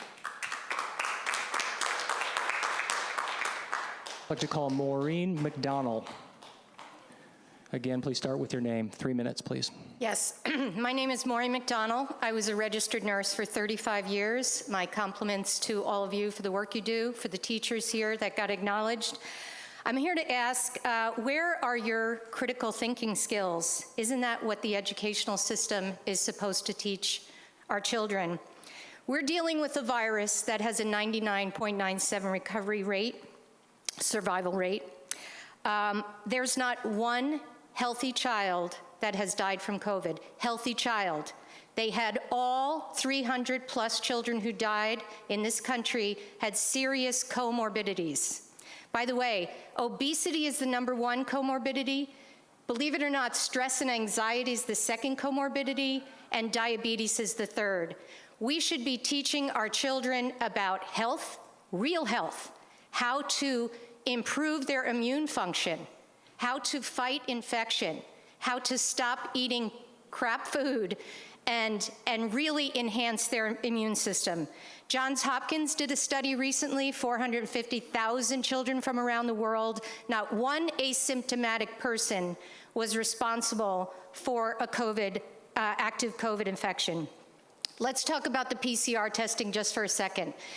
Our CDC tells us that the PCR test is incapable of distinguishing between a flu or COVID, an active infection or a dead viral fragment.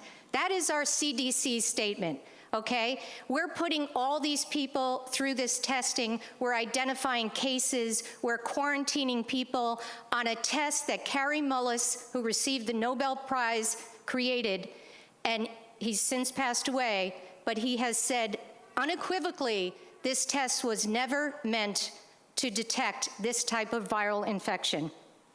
We're also forcing, coercing, whether it's employee, universities, hopefully it'll never come to the school system, people to get this vaccine. Again, CDC statistics tell us 13,000 people have died in this country within a short window of receiving that vaccine, and over 600,000 serious adverse reactions. There was a drug study a couple years ago where 6 beagles, dogs, died.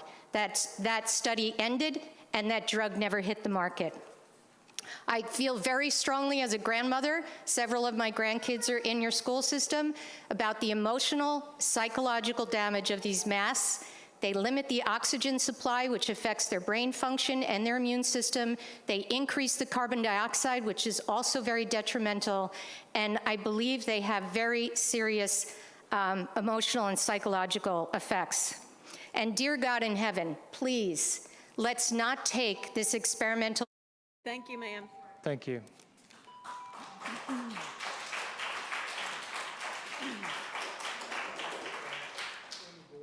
Amy Gordon, please. And please start with your name, and you'll have 3 minutes. Yes, I'm Amy Gordon, and I do believe that facts matter. So a few speakers ago, somebody mentioned the 635,000 people who died.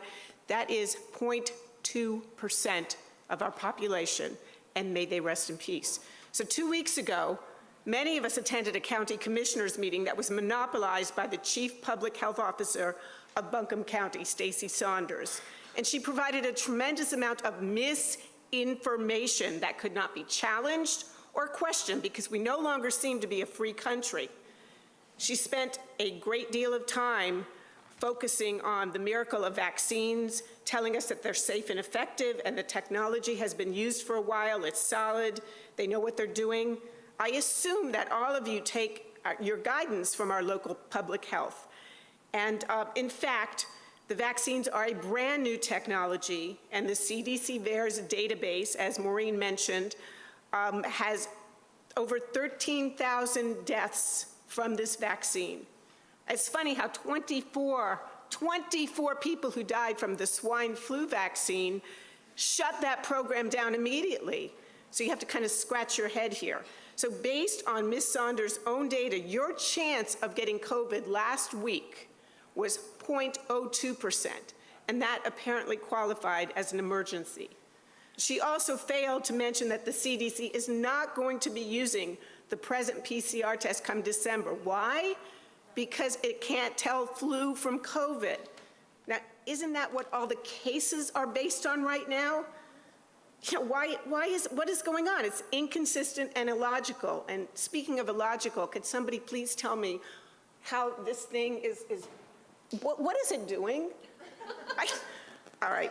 I have no idea. I'm like scratching my head. Anyway, the inconsistent and illogical guidance that's been put out by the CDC have left most of us with very little respect for them. And I have yet to find a single scientific study that supports the use of a mask, a cloth mask. So I'm going to respectfully ask that any of you please provide that scientific research that's guiding your decision. I think it's important that we all see that. Thank you.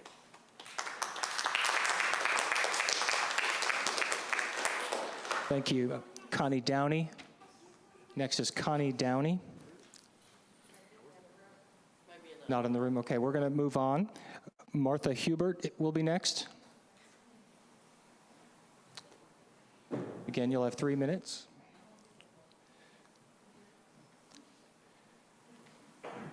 After Ms. Hubert, we're going to have Maddie Z. Please start with your name into the microphone. Yes, my name is Martha Hubert. I live in the Charles D. Owen High School District. I am a graduate of UNCA.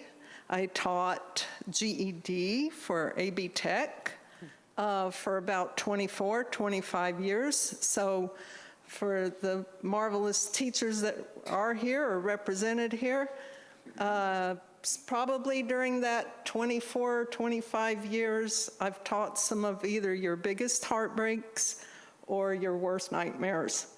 I've taught in the correctional centers, the juvenile, the women's, and the Craggy. I've taught senior citizens. Anyway, okay, so I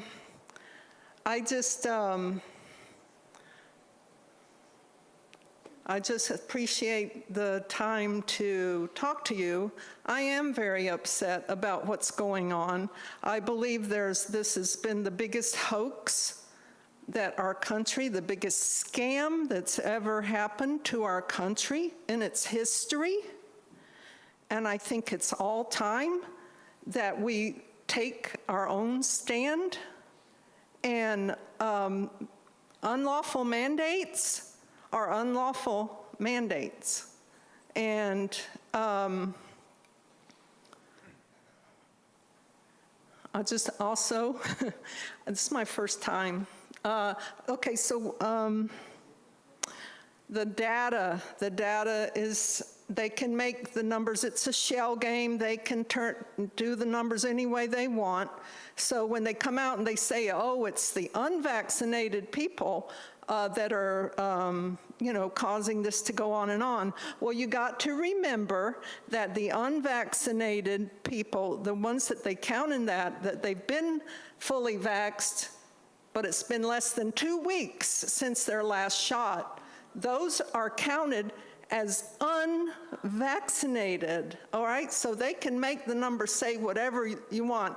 And I do hate that you're going whoring after federal money, the 70+ million, and bartering our children in the process. Thanks.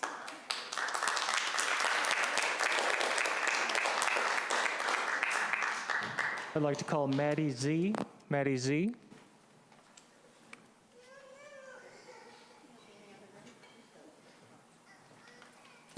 I also see a Darren Z. Is Darren Z in the room? Yes, sir. Let's begin with Maddie. Please begin with your name into the microphone. You'll have 3 minutes. Maddie Z. I want to not address the board. I want to address the parents out there. Shut down America, September 7th. Again, I'm going to repeat it. Shut down America, September 7th. Every blue-collar, white-collar employee, employers, take the day off work. Take your children out of school for the next 24 hours. We will protest the mask and vaccine mandates. We are Americans and we're free to make our own choices. We will not be forced to do something against our will, and my body, my choice. United we stand, divided we fall. Please tell your friends and family to join us to fight the freedom September 7th. We will combine our voices and be heard across the country that we're free and proud Americans. We can encourage you to make your own choice and wear a mask if you like. My choice will be heard louder without a mask covering. Please be peaceful and kind to another. We were separated again here if you didn't wear a mask. But if you came in here and sat down, you were fine again. It is absolutely insane what's happening in this country. This is, and I apologize, teachers pushing vaccines that have side effects and now clearly don't work. Most of this board, everybody in this room that works here has gotten their vaccine and all of a sudden vaccines don't work anymore. Fauci said masks didn't work and all of a sudden masks work again. They can't keep up their mind what they want to do. This is a message to the lady that spoke earlier that believes in God. God is not proven by most scientists, but you still believe in God. If you are a God-fearing woman, you will not be scared. you would walk in Jesus' faith and not fearmonger your people that attend your church. I believe God will protect me, my decision, my body, my choice. $3.5 billion in revenue from Pfizer in the first quarter. $3.5 billion from the vaccines. Thank you.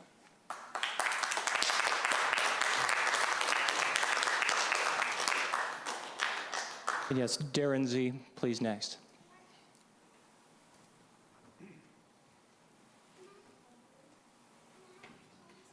Absolutely. 3 minutes. I'll give you the 1 minute and the 30-second. Thank you. Please begin. Darren Zuzak, Reynolds District. As a parent, I have an obligation to keep my children safe. My wife and I have the freedom of choice on how that is to be done. The day that that choice is removed by the education system is the day that our freedom has been removed, our rights have been removed, and it's the day we choose to remove our children from the school and find alternative education. When people say science is not, or science is real, I laugh. Of course, science is real. My father was a science professor at Michigan State for 30 years. He always preached that science is absolutely nothing without math and statistics and repeatable results. If the math does not add up, the science is weak. When we continue to hear how many people are getting sick, but not about how many are dying, the numbers don't add up. Oh wait, we do hear about it, it's just not advertised and blasted all over the television every single day on every channel. You can spout statistics to me all day, and I can find things that will counter those statistics. I can find statistics to counter those statistics. But at the end of the day, our choices regarding our family's health are made by the parents, by my wife and I, and it's based on faith, logic, and our own research. A perfect example of this logic is that podium over there. Each speaker took off their masks, touched the microphone, sat down, took down their mask, took a drink later on, somebody else came up. It's logic, guys. If we can't use logic, where are we as a society? Thank you.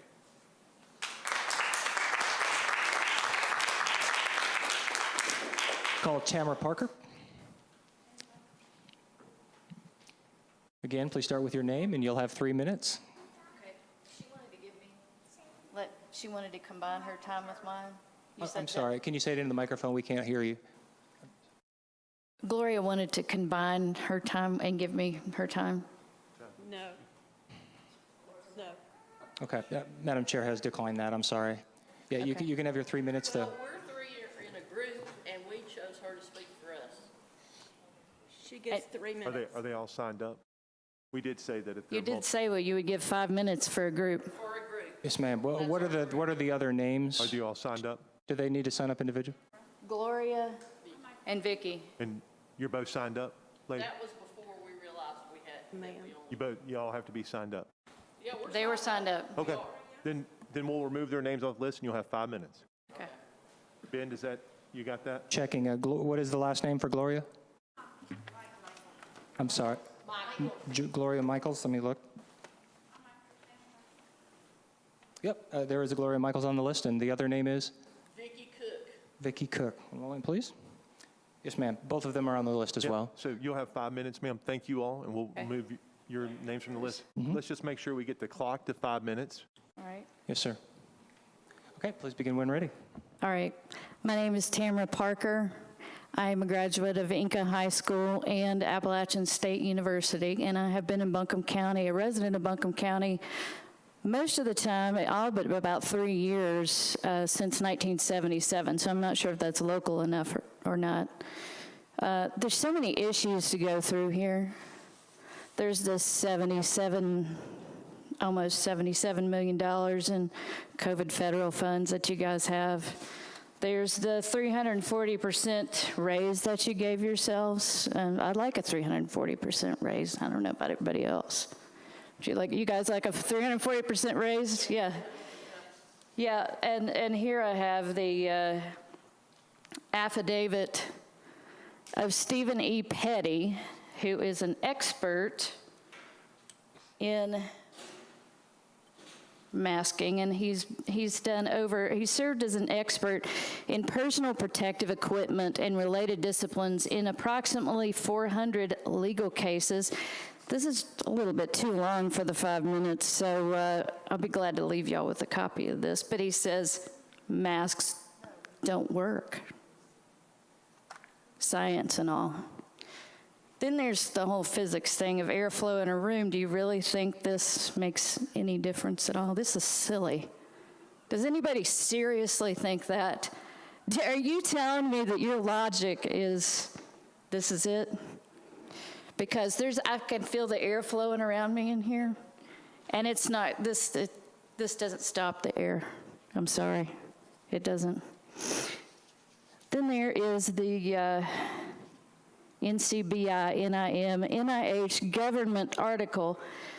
Mask wearing is not without significant negative effects. They have evaluated 65 scientific papers on masks, finding that wearing them causes significant impaired thinking, impaired concentration, headaches, increase in blood carbon dioxide levels, irritation of cervical nerves in the neck and head area caused by tight mask straps, exhaustion, impaired field of vision, acne, skin irritation, anxiety, and it goes back to the acne. My own daughter is suffering from that, from the whole silly mask thing. Skin irritation, anxiety, stress, depression. Yeah, our kids, suicide has gone up. The suicide rates have gone up. Mask wearing causes depression. This list goes on and on. I couldn't even write down the complete list. Reduced participation, social withdrawal, dental caries, voice disorder, impaired clarity of speech, disruption of nonverbal communication, disturbed respiratory physiology, which in children can have long-term disease-relevant consequences, decrease in empathy, and the list goes on. All right, then there's this sticky little issue of the grand jury that was convened according to the law. This was a grand jury of the people. Now, the North Carolina State Constitution preamble goes like this. We, the people of the state of North Carolina, grateful to Almighty God, the sovereign ruler of nations, for the preservation of the American Union and the existence of our civil, political, religious liberties, and acknowledging our dependence upon him for the continuance of those blessings to us and our posterity, due for the more certain security thereof and for the better government of the state, ordain and establish this Constitution. So, if you believe in God, and God is your creator, are you greater than God? The answer to that is no. You can't be greater than your creator. So we, the people, have created the state of North Carolina. So you, as this body of governance, which is actually federal according to Elaine Marshall, cannot be greater than the people. We are the greater entity because we are the creator of the state of North Carolina. And you, according to the Constitution of North Carolina, have to follow what the people say. So in this grand jury, which you all have a copy of, and you did not respond in the 72 hours that were given. And as the attorney will note, silence is acquiescence according to the law. There is no mask mandate in Buncombe County. Masks are a choice, as ruled by the grand jury. They're also ruled as a choice in the schools as well. Thank you.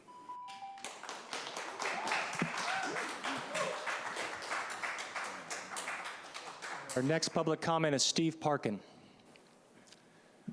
We are back to 3 minutes. You'll have 3 minutes. Please start with your name into the microphone, please. Again, I'll be doing that 1 minute and 30-second motion with my arm.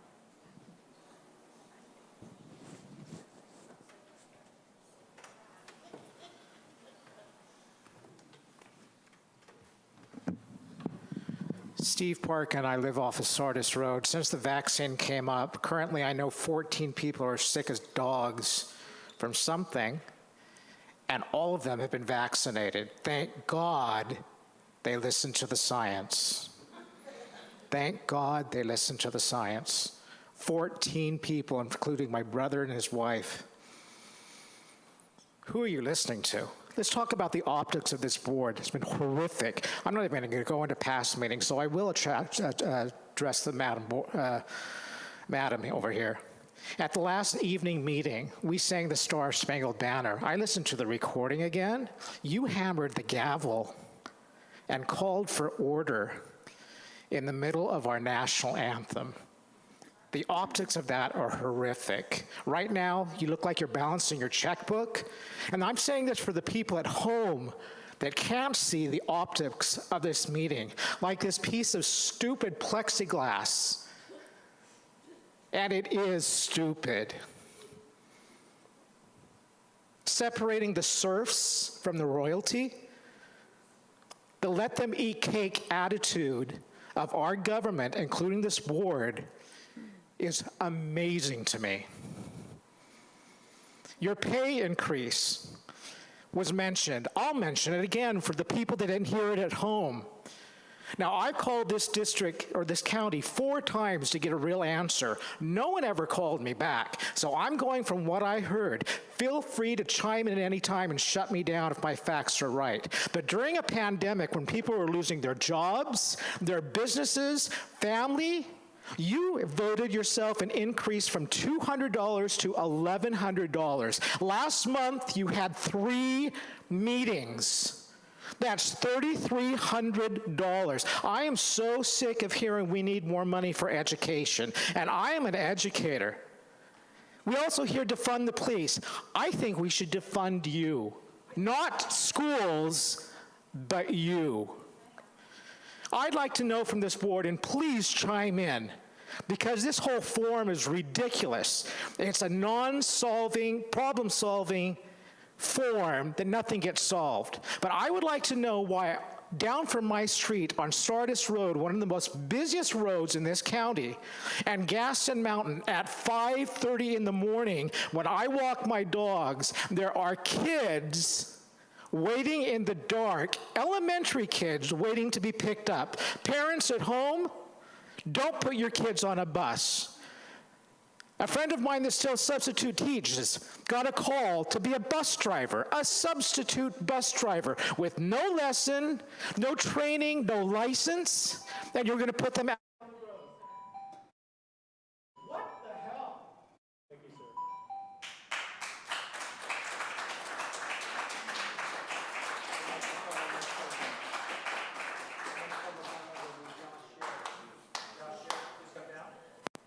Can you repeat that name? I couldn't hear the name. Josh Sherritt. Did you hear me back there? We're looking for Josh Sherritt. Yep. Please start with your name and microphone. 3 minutes. Josh Sherry, Valley Springs. Kids are getting sick, and as parents, we are not getting adequate notice when there is a positive case or when it comes to a suspected case of COVID. No information is being shared. This puts parents of those that are kids that are medically fragile in a precarious situation. We've got 3 confirmed cases in my child's school, and while no one wants to disclose detailed medical information, an important detail on my child's school, in case the board is unaware, you have an entire school composed of children with severe disabilities. The Progressive Education Program operates inside 3 locations in the T.C. Robertson School District. A statement from the PEP principal tells us, "We will call you if your kid has had contact," and that is simply not enough.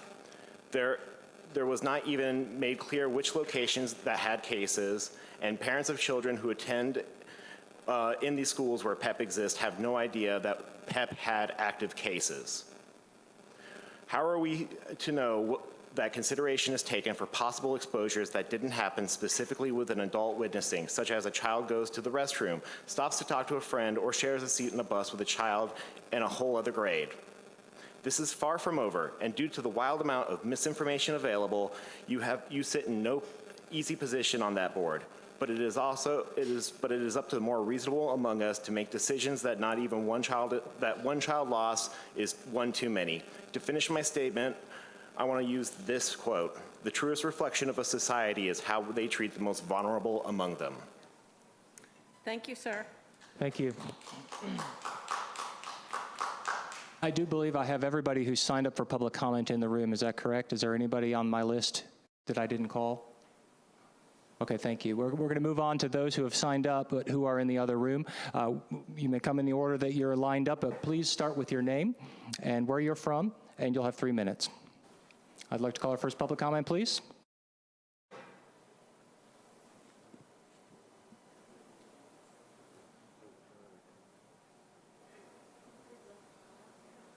We're getting our line outside, Madam Chair.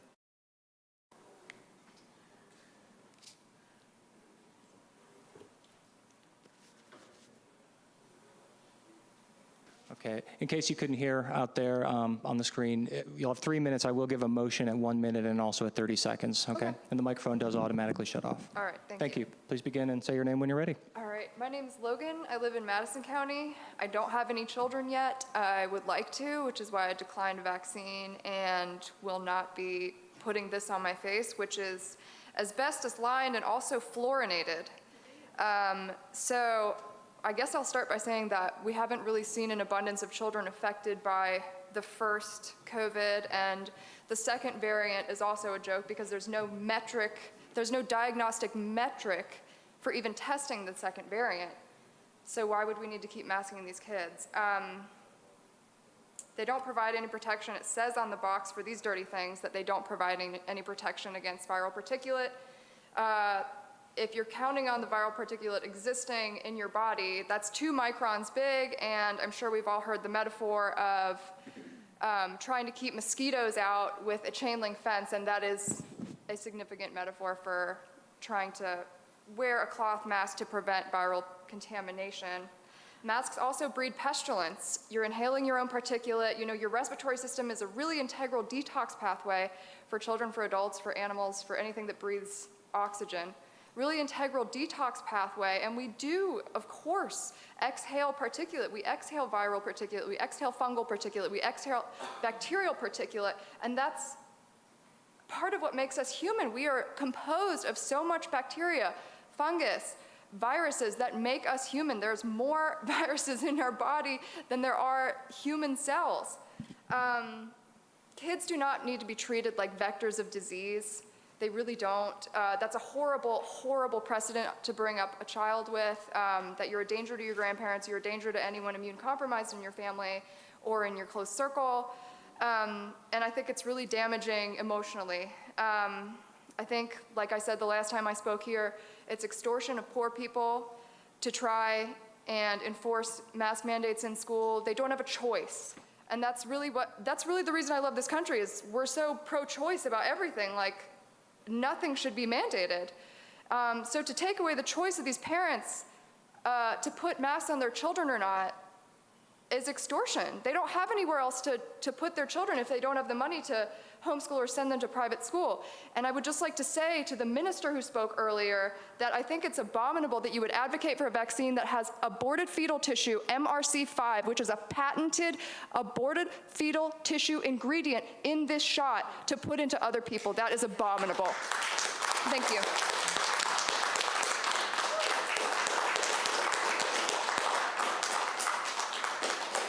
Thank you. I'd call our next public comment in, please. Again, you'll have 3 minutes. I'll give you a motion at 1 minute and at 30 seconds. Please start with your name and where you're from.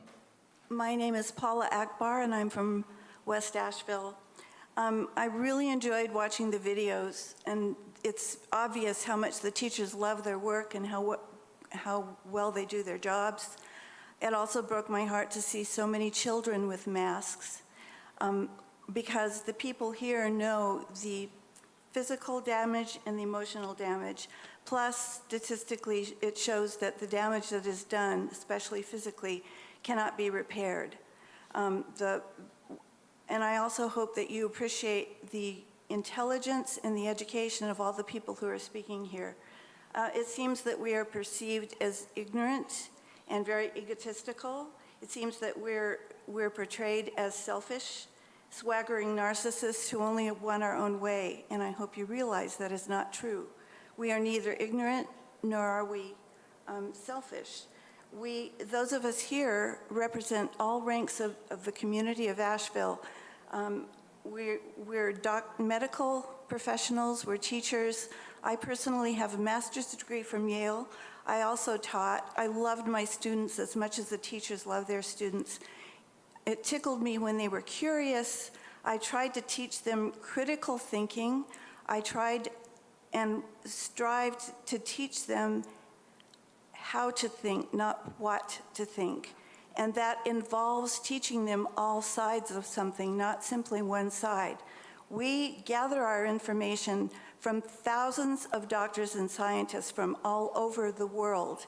And it seems to me that the teachers are teaching only one side. These students will never be able to really decide for themselves. What I'm asking is for the teachers and this board to practice what they're teaching, which is curiosity and looking to where we're coming from and not dismissing us. That is our request. Thank you.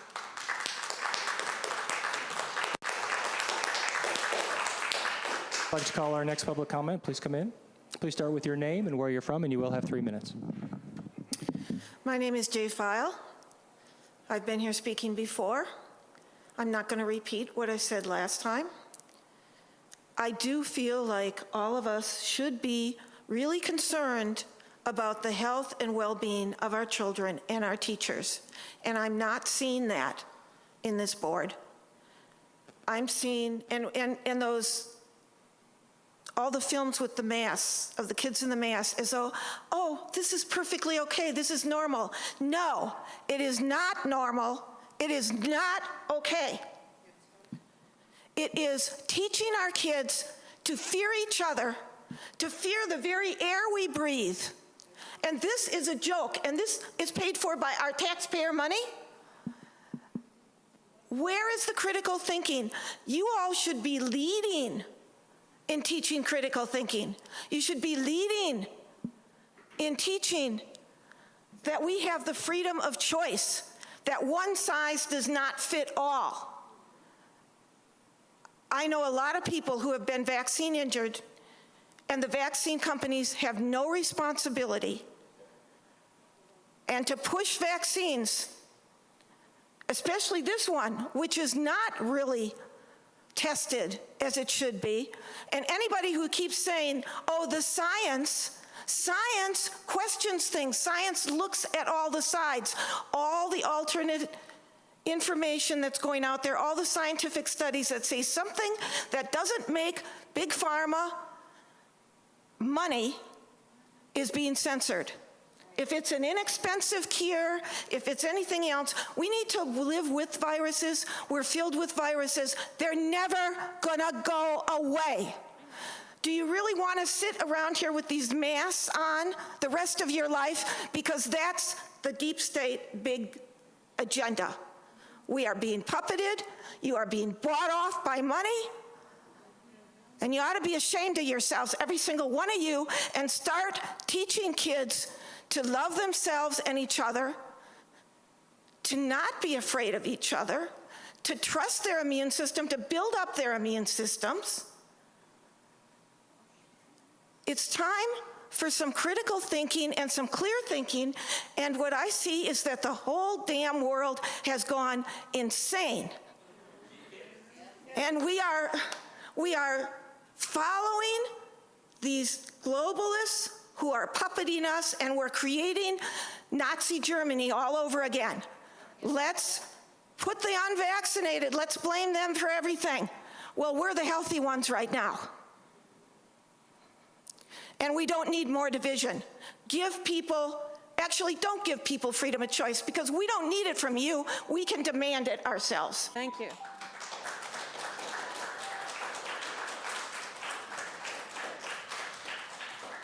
Call our next person from the hallway for public comment, please.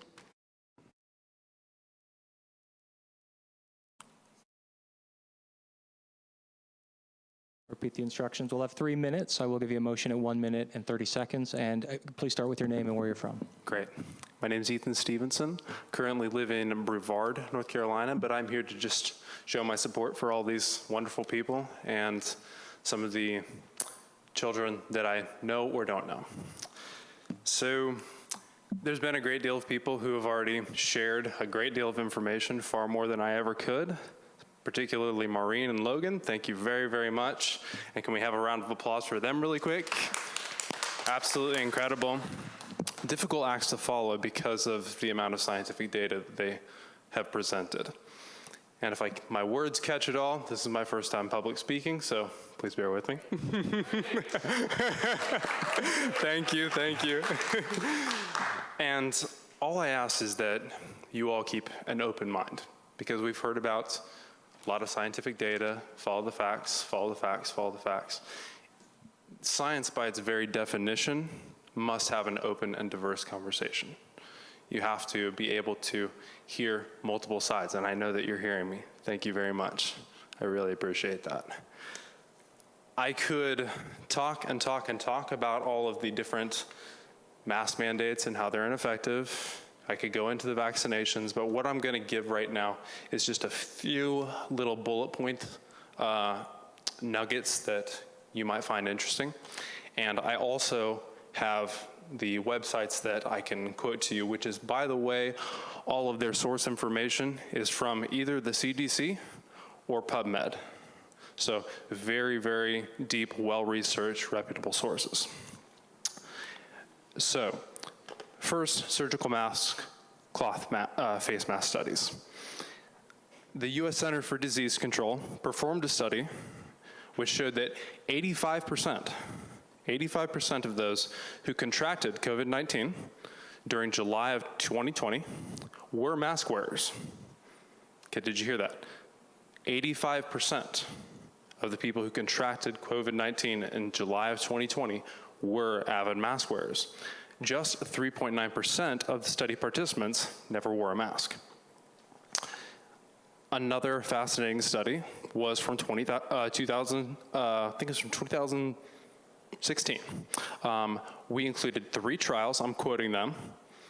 We included 3 trials involving a total of 2,106 participants. There were no statistically significant difference in the infection rates between the masked and unmasked groups in any of these trials, none. And again, that's from PubMed. Another very, very potent study was 2 randomized control trials. How much time do I have? Oh, great. Thank you very, very much for your time. If you would like, I can share them with you after the meeting.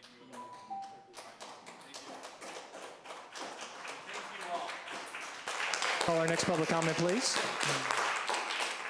And again, you'll have 3 minutes. I will motion for 1 minute and 30 seconds. Please start with your name, where you're from. Hi, my name is Susan. I live in Buncombe County. First of all, I want to address the lack of accommodating a person with a medical exemption to enter the building, and no, being isolated in a separate room, watching a huge screen TV does not adequately comply with ADA. I can tell you from experience that isolating a person from the public meeting simply because I won't cover my face is humiliating, while also giving me self-confidence that I still have control over my personal choice. A dog gets more respect when entering a building, simply assuming it is a service dog, no questions asked. Can someone please explain why I can sit in the adjacent room without a mask, come in here and speak to the masked population without a mask, and return to the non-compliant population in the adjacent room? Also, why can you all remove the mask to speak? Everyone can remove their mask to eat and drink. Meanwhile, the air is being circulated throughout the building. We all breathe the same air. Does anyone in this room think that makes any sense whatsoever? Are schools opening windows and doors and allowing nature to do its best work? Do we follow different rules simply because we have different beliefs and choose to follow a different population of doctors, scientists, virologists, and other medical professionals, as well as use our own critical thinking? Where is the diversity and inclusion of people with different spiritual and personal needs and thoughts? The old saying applies: KISS, keep it simple. Well, you know the rest. The virus isn't leaving. More variants are coming. People gain natural immunity if infected, which is said to be more lasting, if not lifelong. It's masks today, vaccines tomorrow. We're headed in a very dangerous direction, and we must allow to parent our children and allow the teachers to teach the basics of reading, writing, and arithmetic and civics so children will know their constitutional rights. As far as I know, each student has a nurse that is available to the students and staff. If they or the teacher sees signs of concern, whether medical or otherwise, they can refer them to the appropriate expert. It's not the school board's place, the governor, the president, or anyone else to make non-science-based, highly controversial and harmful decisions to impose on the children and the families. Final point, has the virus been isolated? Has testing been perfected to stop giving false positives? Do we really even know what people are contracting, called COVID and Delta, and I'm sure soon to another variant? Have they cleaned up the reporting of deaths of and deaths with COVID? Are y'all aware that most people who suffer severe symptoms are people who have comorbidities, obesity being the most common, old age, heart attack, disease, diabetes, and other health conditions? Is anyone aware of the worldwide pushback and protests that are happening as we speak? We're led to believe we're the minority. However, I believe it's quite the opposite. Otherwise, unlawful mandates would not be necessary. It's not just Buncombe County families that are challenging the status quo. Thank you.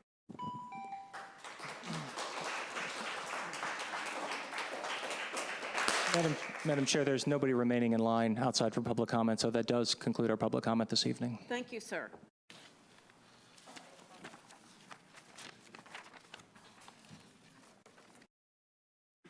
At this time, we'll move to the action portion of the agenda. The first item on the agenda is Woodfin Elementary School easements for sewer line replacement. That's Mr. Fearley. Are there questions for Mr. Fearley from the board? Hearing none, then I would entertain a motion to authorize the board chair and the superintendent to execute a temporary construction easement and permanent maintenance easement at Woodfin Elementary School campus to MSD for replacement of a sewer line. Do I have a motion? So moved, Madam Chair. Thank you. A second? Second. Thank you. All those in favor? Aye. Any opposed? Next item on the action agenda is the sole source vendor approval, Savas Learning Company. That's Ms. Swanger and Ms. Thorpe. Questions for these people? Hearing none, I would entertain a motion to approve the purchase of products and services from Savas Learning Company as a sole source provider for the Investigations 2017 Student Edition subscription and digital courseware product. Do I have a motion? So moved. Thank you. A second? Second. Thank you. All those in favor? Aye. Aye. Any opposed? Next item on the agenda is policy for approval, and we waived the first reading of this policy. This is Ms. Thorpe. It's policy 8305R, the Federal Grant Administration Procurement Procedures. Any questions for Ms. Thorpe? Hearing none, I would entertain a motion to adopt the policy. So moved. Thank you. Second? Second. All those in favor? Aye. Opposed? This time I'd recognize Dr. Baldwin for discussion, a presentation of consideration for Buncombe County Schools Return to Learn Plan and local face covering policies per Senate Bill 654. They should turn it over back.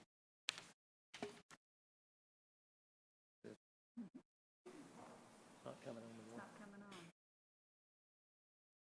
Oh, but he wanted to see it there. Here, there we go. Okay. There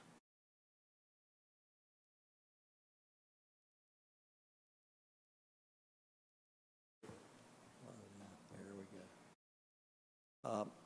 I had referenced earlier in my comments that I was going to share 4 slides that were prepared by the North Carolina Department of Health and Human Services, and they were shared with school superintendents across all 115 systems on Tuesday. And so the first one, and again, now let's keep in mind, these are statewide. This is statewide data. This is not specific to local, but it's statewide. 4 key metrics And again, they point out to how highly transmissible this Delta variant is. We're seeing daily cases by date reported. You can see again the chart and the flow. And that actually begins all the way back on March 2020 on the daily cases by date reported. So you can see we're getting close to that December, January, which again we would expect. You know, just the flu. Beyond COVID, pre-COVID, the winter months tend to be really challenges. So it's a concern that we're seeing that type of a spike now. The positive test as a percent of total test, you can see the 14.5% current, at least as August 31st for the state. Again, we've not seen much of a decrease, not really seen any decrease in the month of August. Daily number of people. Ma'am. Daily number of people currently hospitalized. Madam Chair, I'd like to hear what Dr. Baldwin has to say. Now, we listened very patiently to all the public comment, and I think it's rude to speak out when someone else is speaking. So please allow Dr. Baldwin to present the information. Thank you. Please allow it to be presented. Again, let me reinforce, this is from the North Carolina Department of Health and Human Services. The daily number of people currently hospitalized, again, you see that trend upward, and that begins for August 1st, and it runs through the end of the month. And then the fourth area of the slide is the percentage of emergency room visits this season that are for COVID-like illness compared to previous seasons. Again, you're seeing that spike in comparison. And this was the concern that was shared with us, again, as superintendents on Tuesday in this presentation. I also want to share a slide that I think is more relevant to our children, our school-age children, and that is that the case rates are increasing for COVID across all age groups. And I would also reference that case rates are increasing at the greatest rate, the highest rate among 18 to 24-year-olds, and then following that's college age, and then that's followed by 0 to 17-year-olds. Case rates for children are higher than the January peak levels. And again, as I mentioned before, the concern is in the winter months, we anticipate that we're going to see that type of spike even pre-COVID for our flus and viruses. Also, in reference to our children, pediatric cases, those rates are now at record levels. And you can see that those record levels, and that goes all the way back to January of 2021. And you can see that those spikes, most recent, impact our elementary, our middle school, and our high school age children. That is concerning. And the final slide that I wanted to share with you is the pediatric hospitalizations. And again, this is statewide, and we see a spike that's occurring, especially more recent in the month of August. And that particular chart begins back on January 2021. So it represents a fairly large timeline.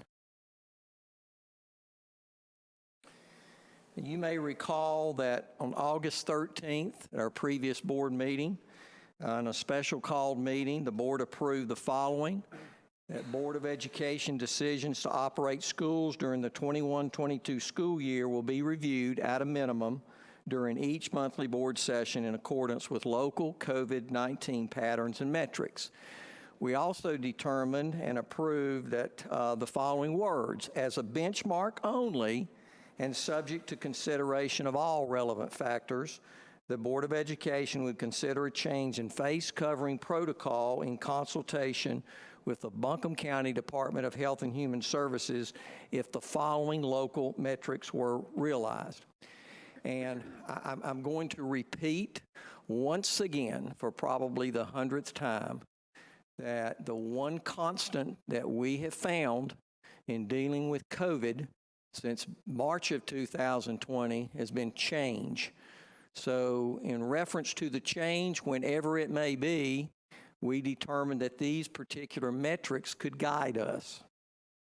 First off, in maintaining or tightening requirements, we said that the percent positivity rate would equal or exceed the state average, and or it would be coded as either orange or red on the CDC level of community transmissions, and or the number of student and staff positive cases and quarantines significantly increase over the 14 successive day time period.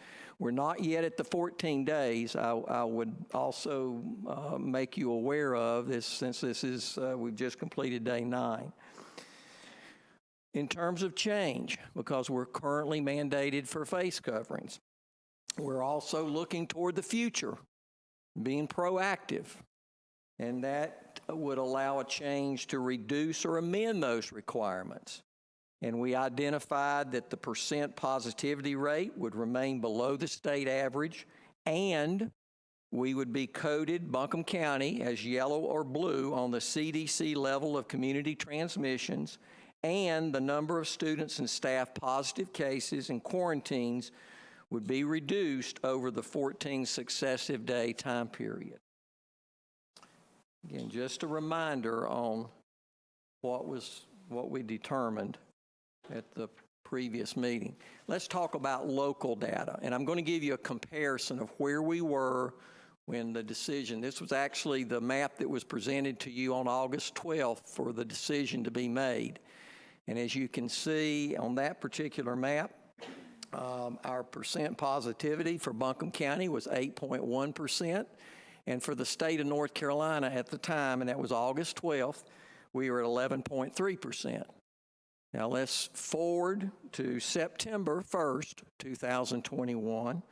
Buncombe County is now at 9.5%, and the state of North Carolina is at 14.5%. So we have seen an increase in terms of that percent positivity.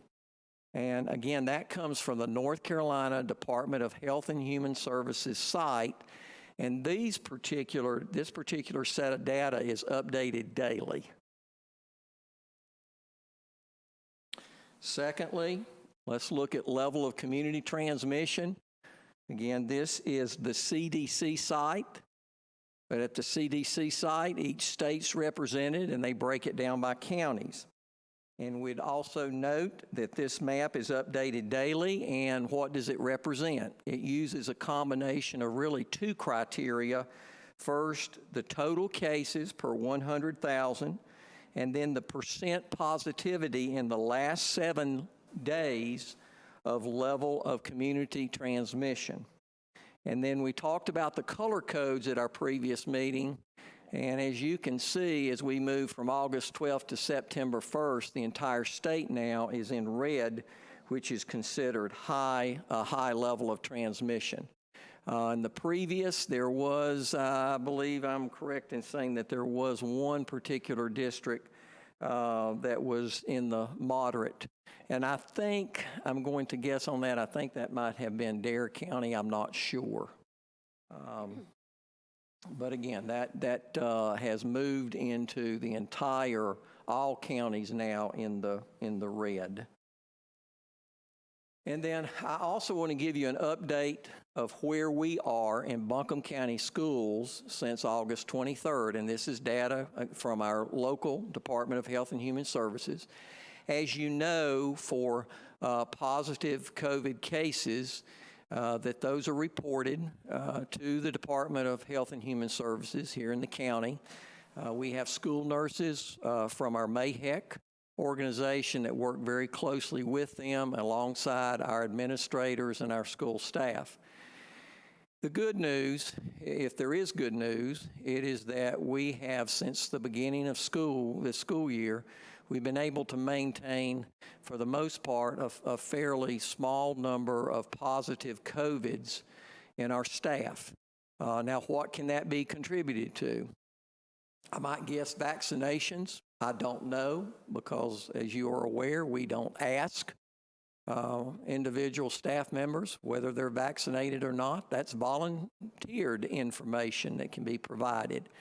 So as you may also recall, when we talked last year, we referenced how important that this figure is for our staffing in terms of, do we have to close down a particular school? Do we have to close down a particular district or even the entire system?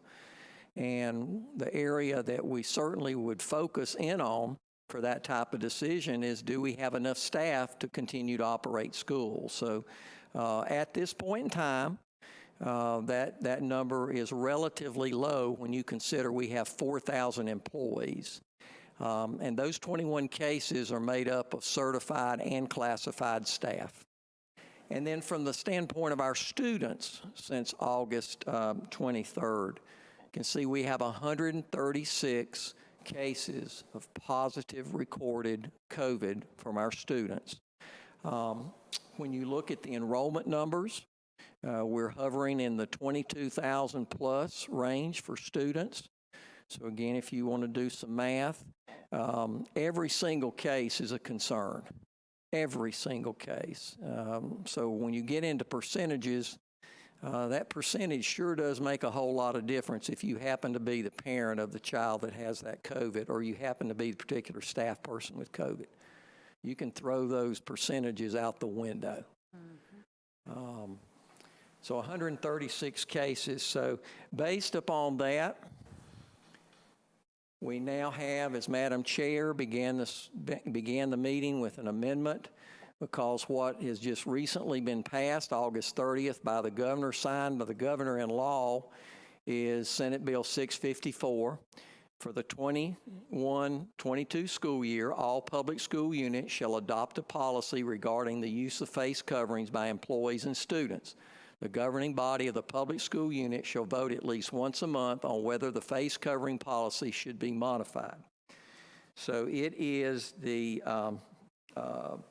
district leadership's recommendation, based on a review of the current data that I presented, that we recommend maintaining the current face covering requirements for staff, students, and visitors, Madam Chair. Thank you, sir. Is there, I'd entertain a motion at this time to support the recommendation of the administration. Is there a motion? So moved, Madam Chair. Thank you. Could I get a second? Second. Thank you. All those in favor? Any discussion? One question for Mr. Shatley. This does not preclude whether or tell me if it does or doesn't, in the next month or 8 months from now, if things have moved to a better place, we wouldn't have to wait till the next board meeting if the board felt that we need to come back and reduce in some capacity Absolutely. what we were in at that time, correct? Absolutely. All the law requires is for you to at least once a month consider it.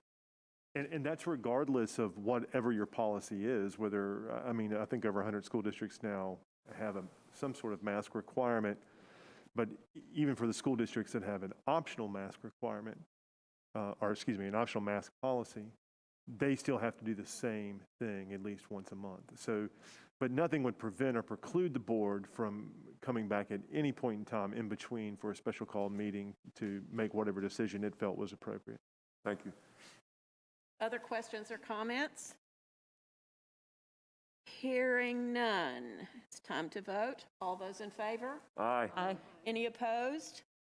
Thank you. Motion passes.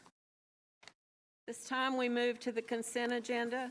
On the consent agenda, we have the minutes from August 5, special called meeting and open session. Minutes from August 5th, regular meeting, open session. Minutes from August 13, special call meeting, open session. The personnel report with an addendum. Approval of board member training credits, advisory council members for 2021 and 2022. Policies for second reading, policy 1510, 4200, 7270, school safety. Policy 310, public participation at board meetings. Policy 3230, 7330, copyright compliance. Policy 7270 and 6145, concussion and head injury. Policy 5000, school and the community. Policy 9020, facility design.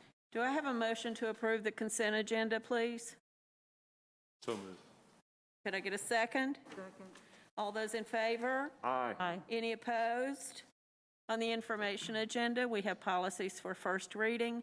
Policy 6320, use of student transportation services.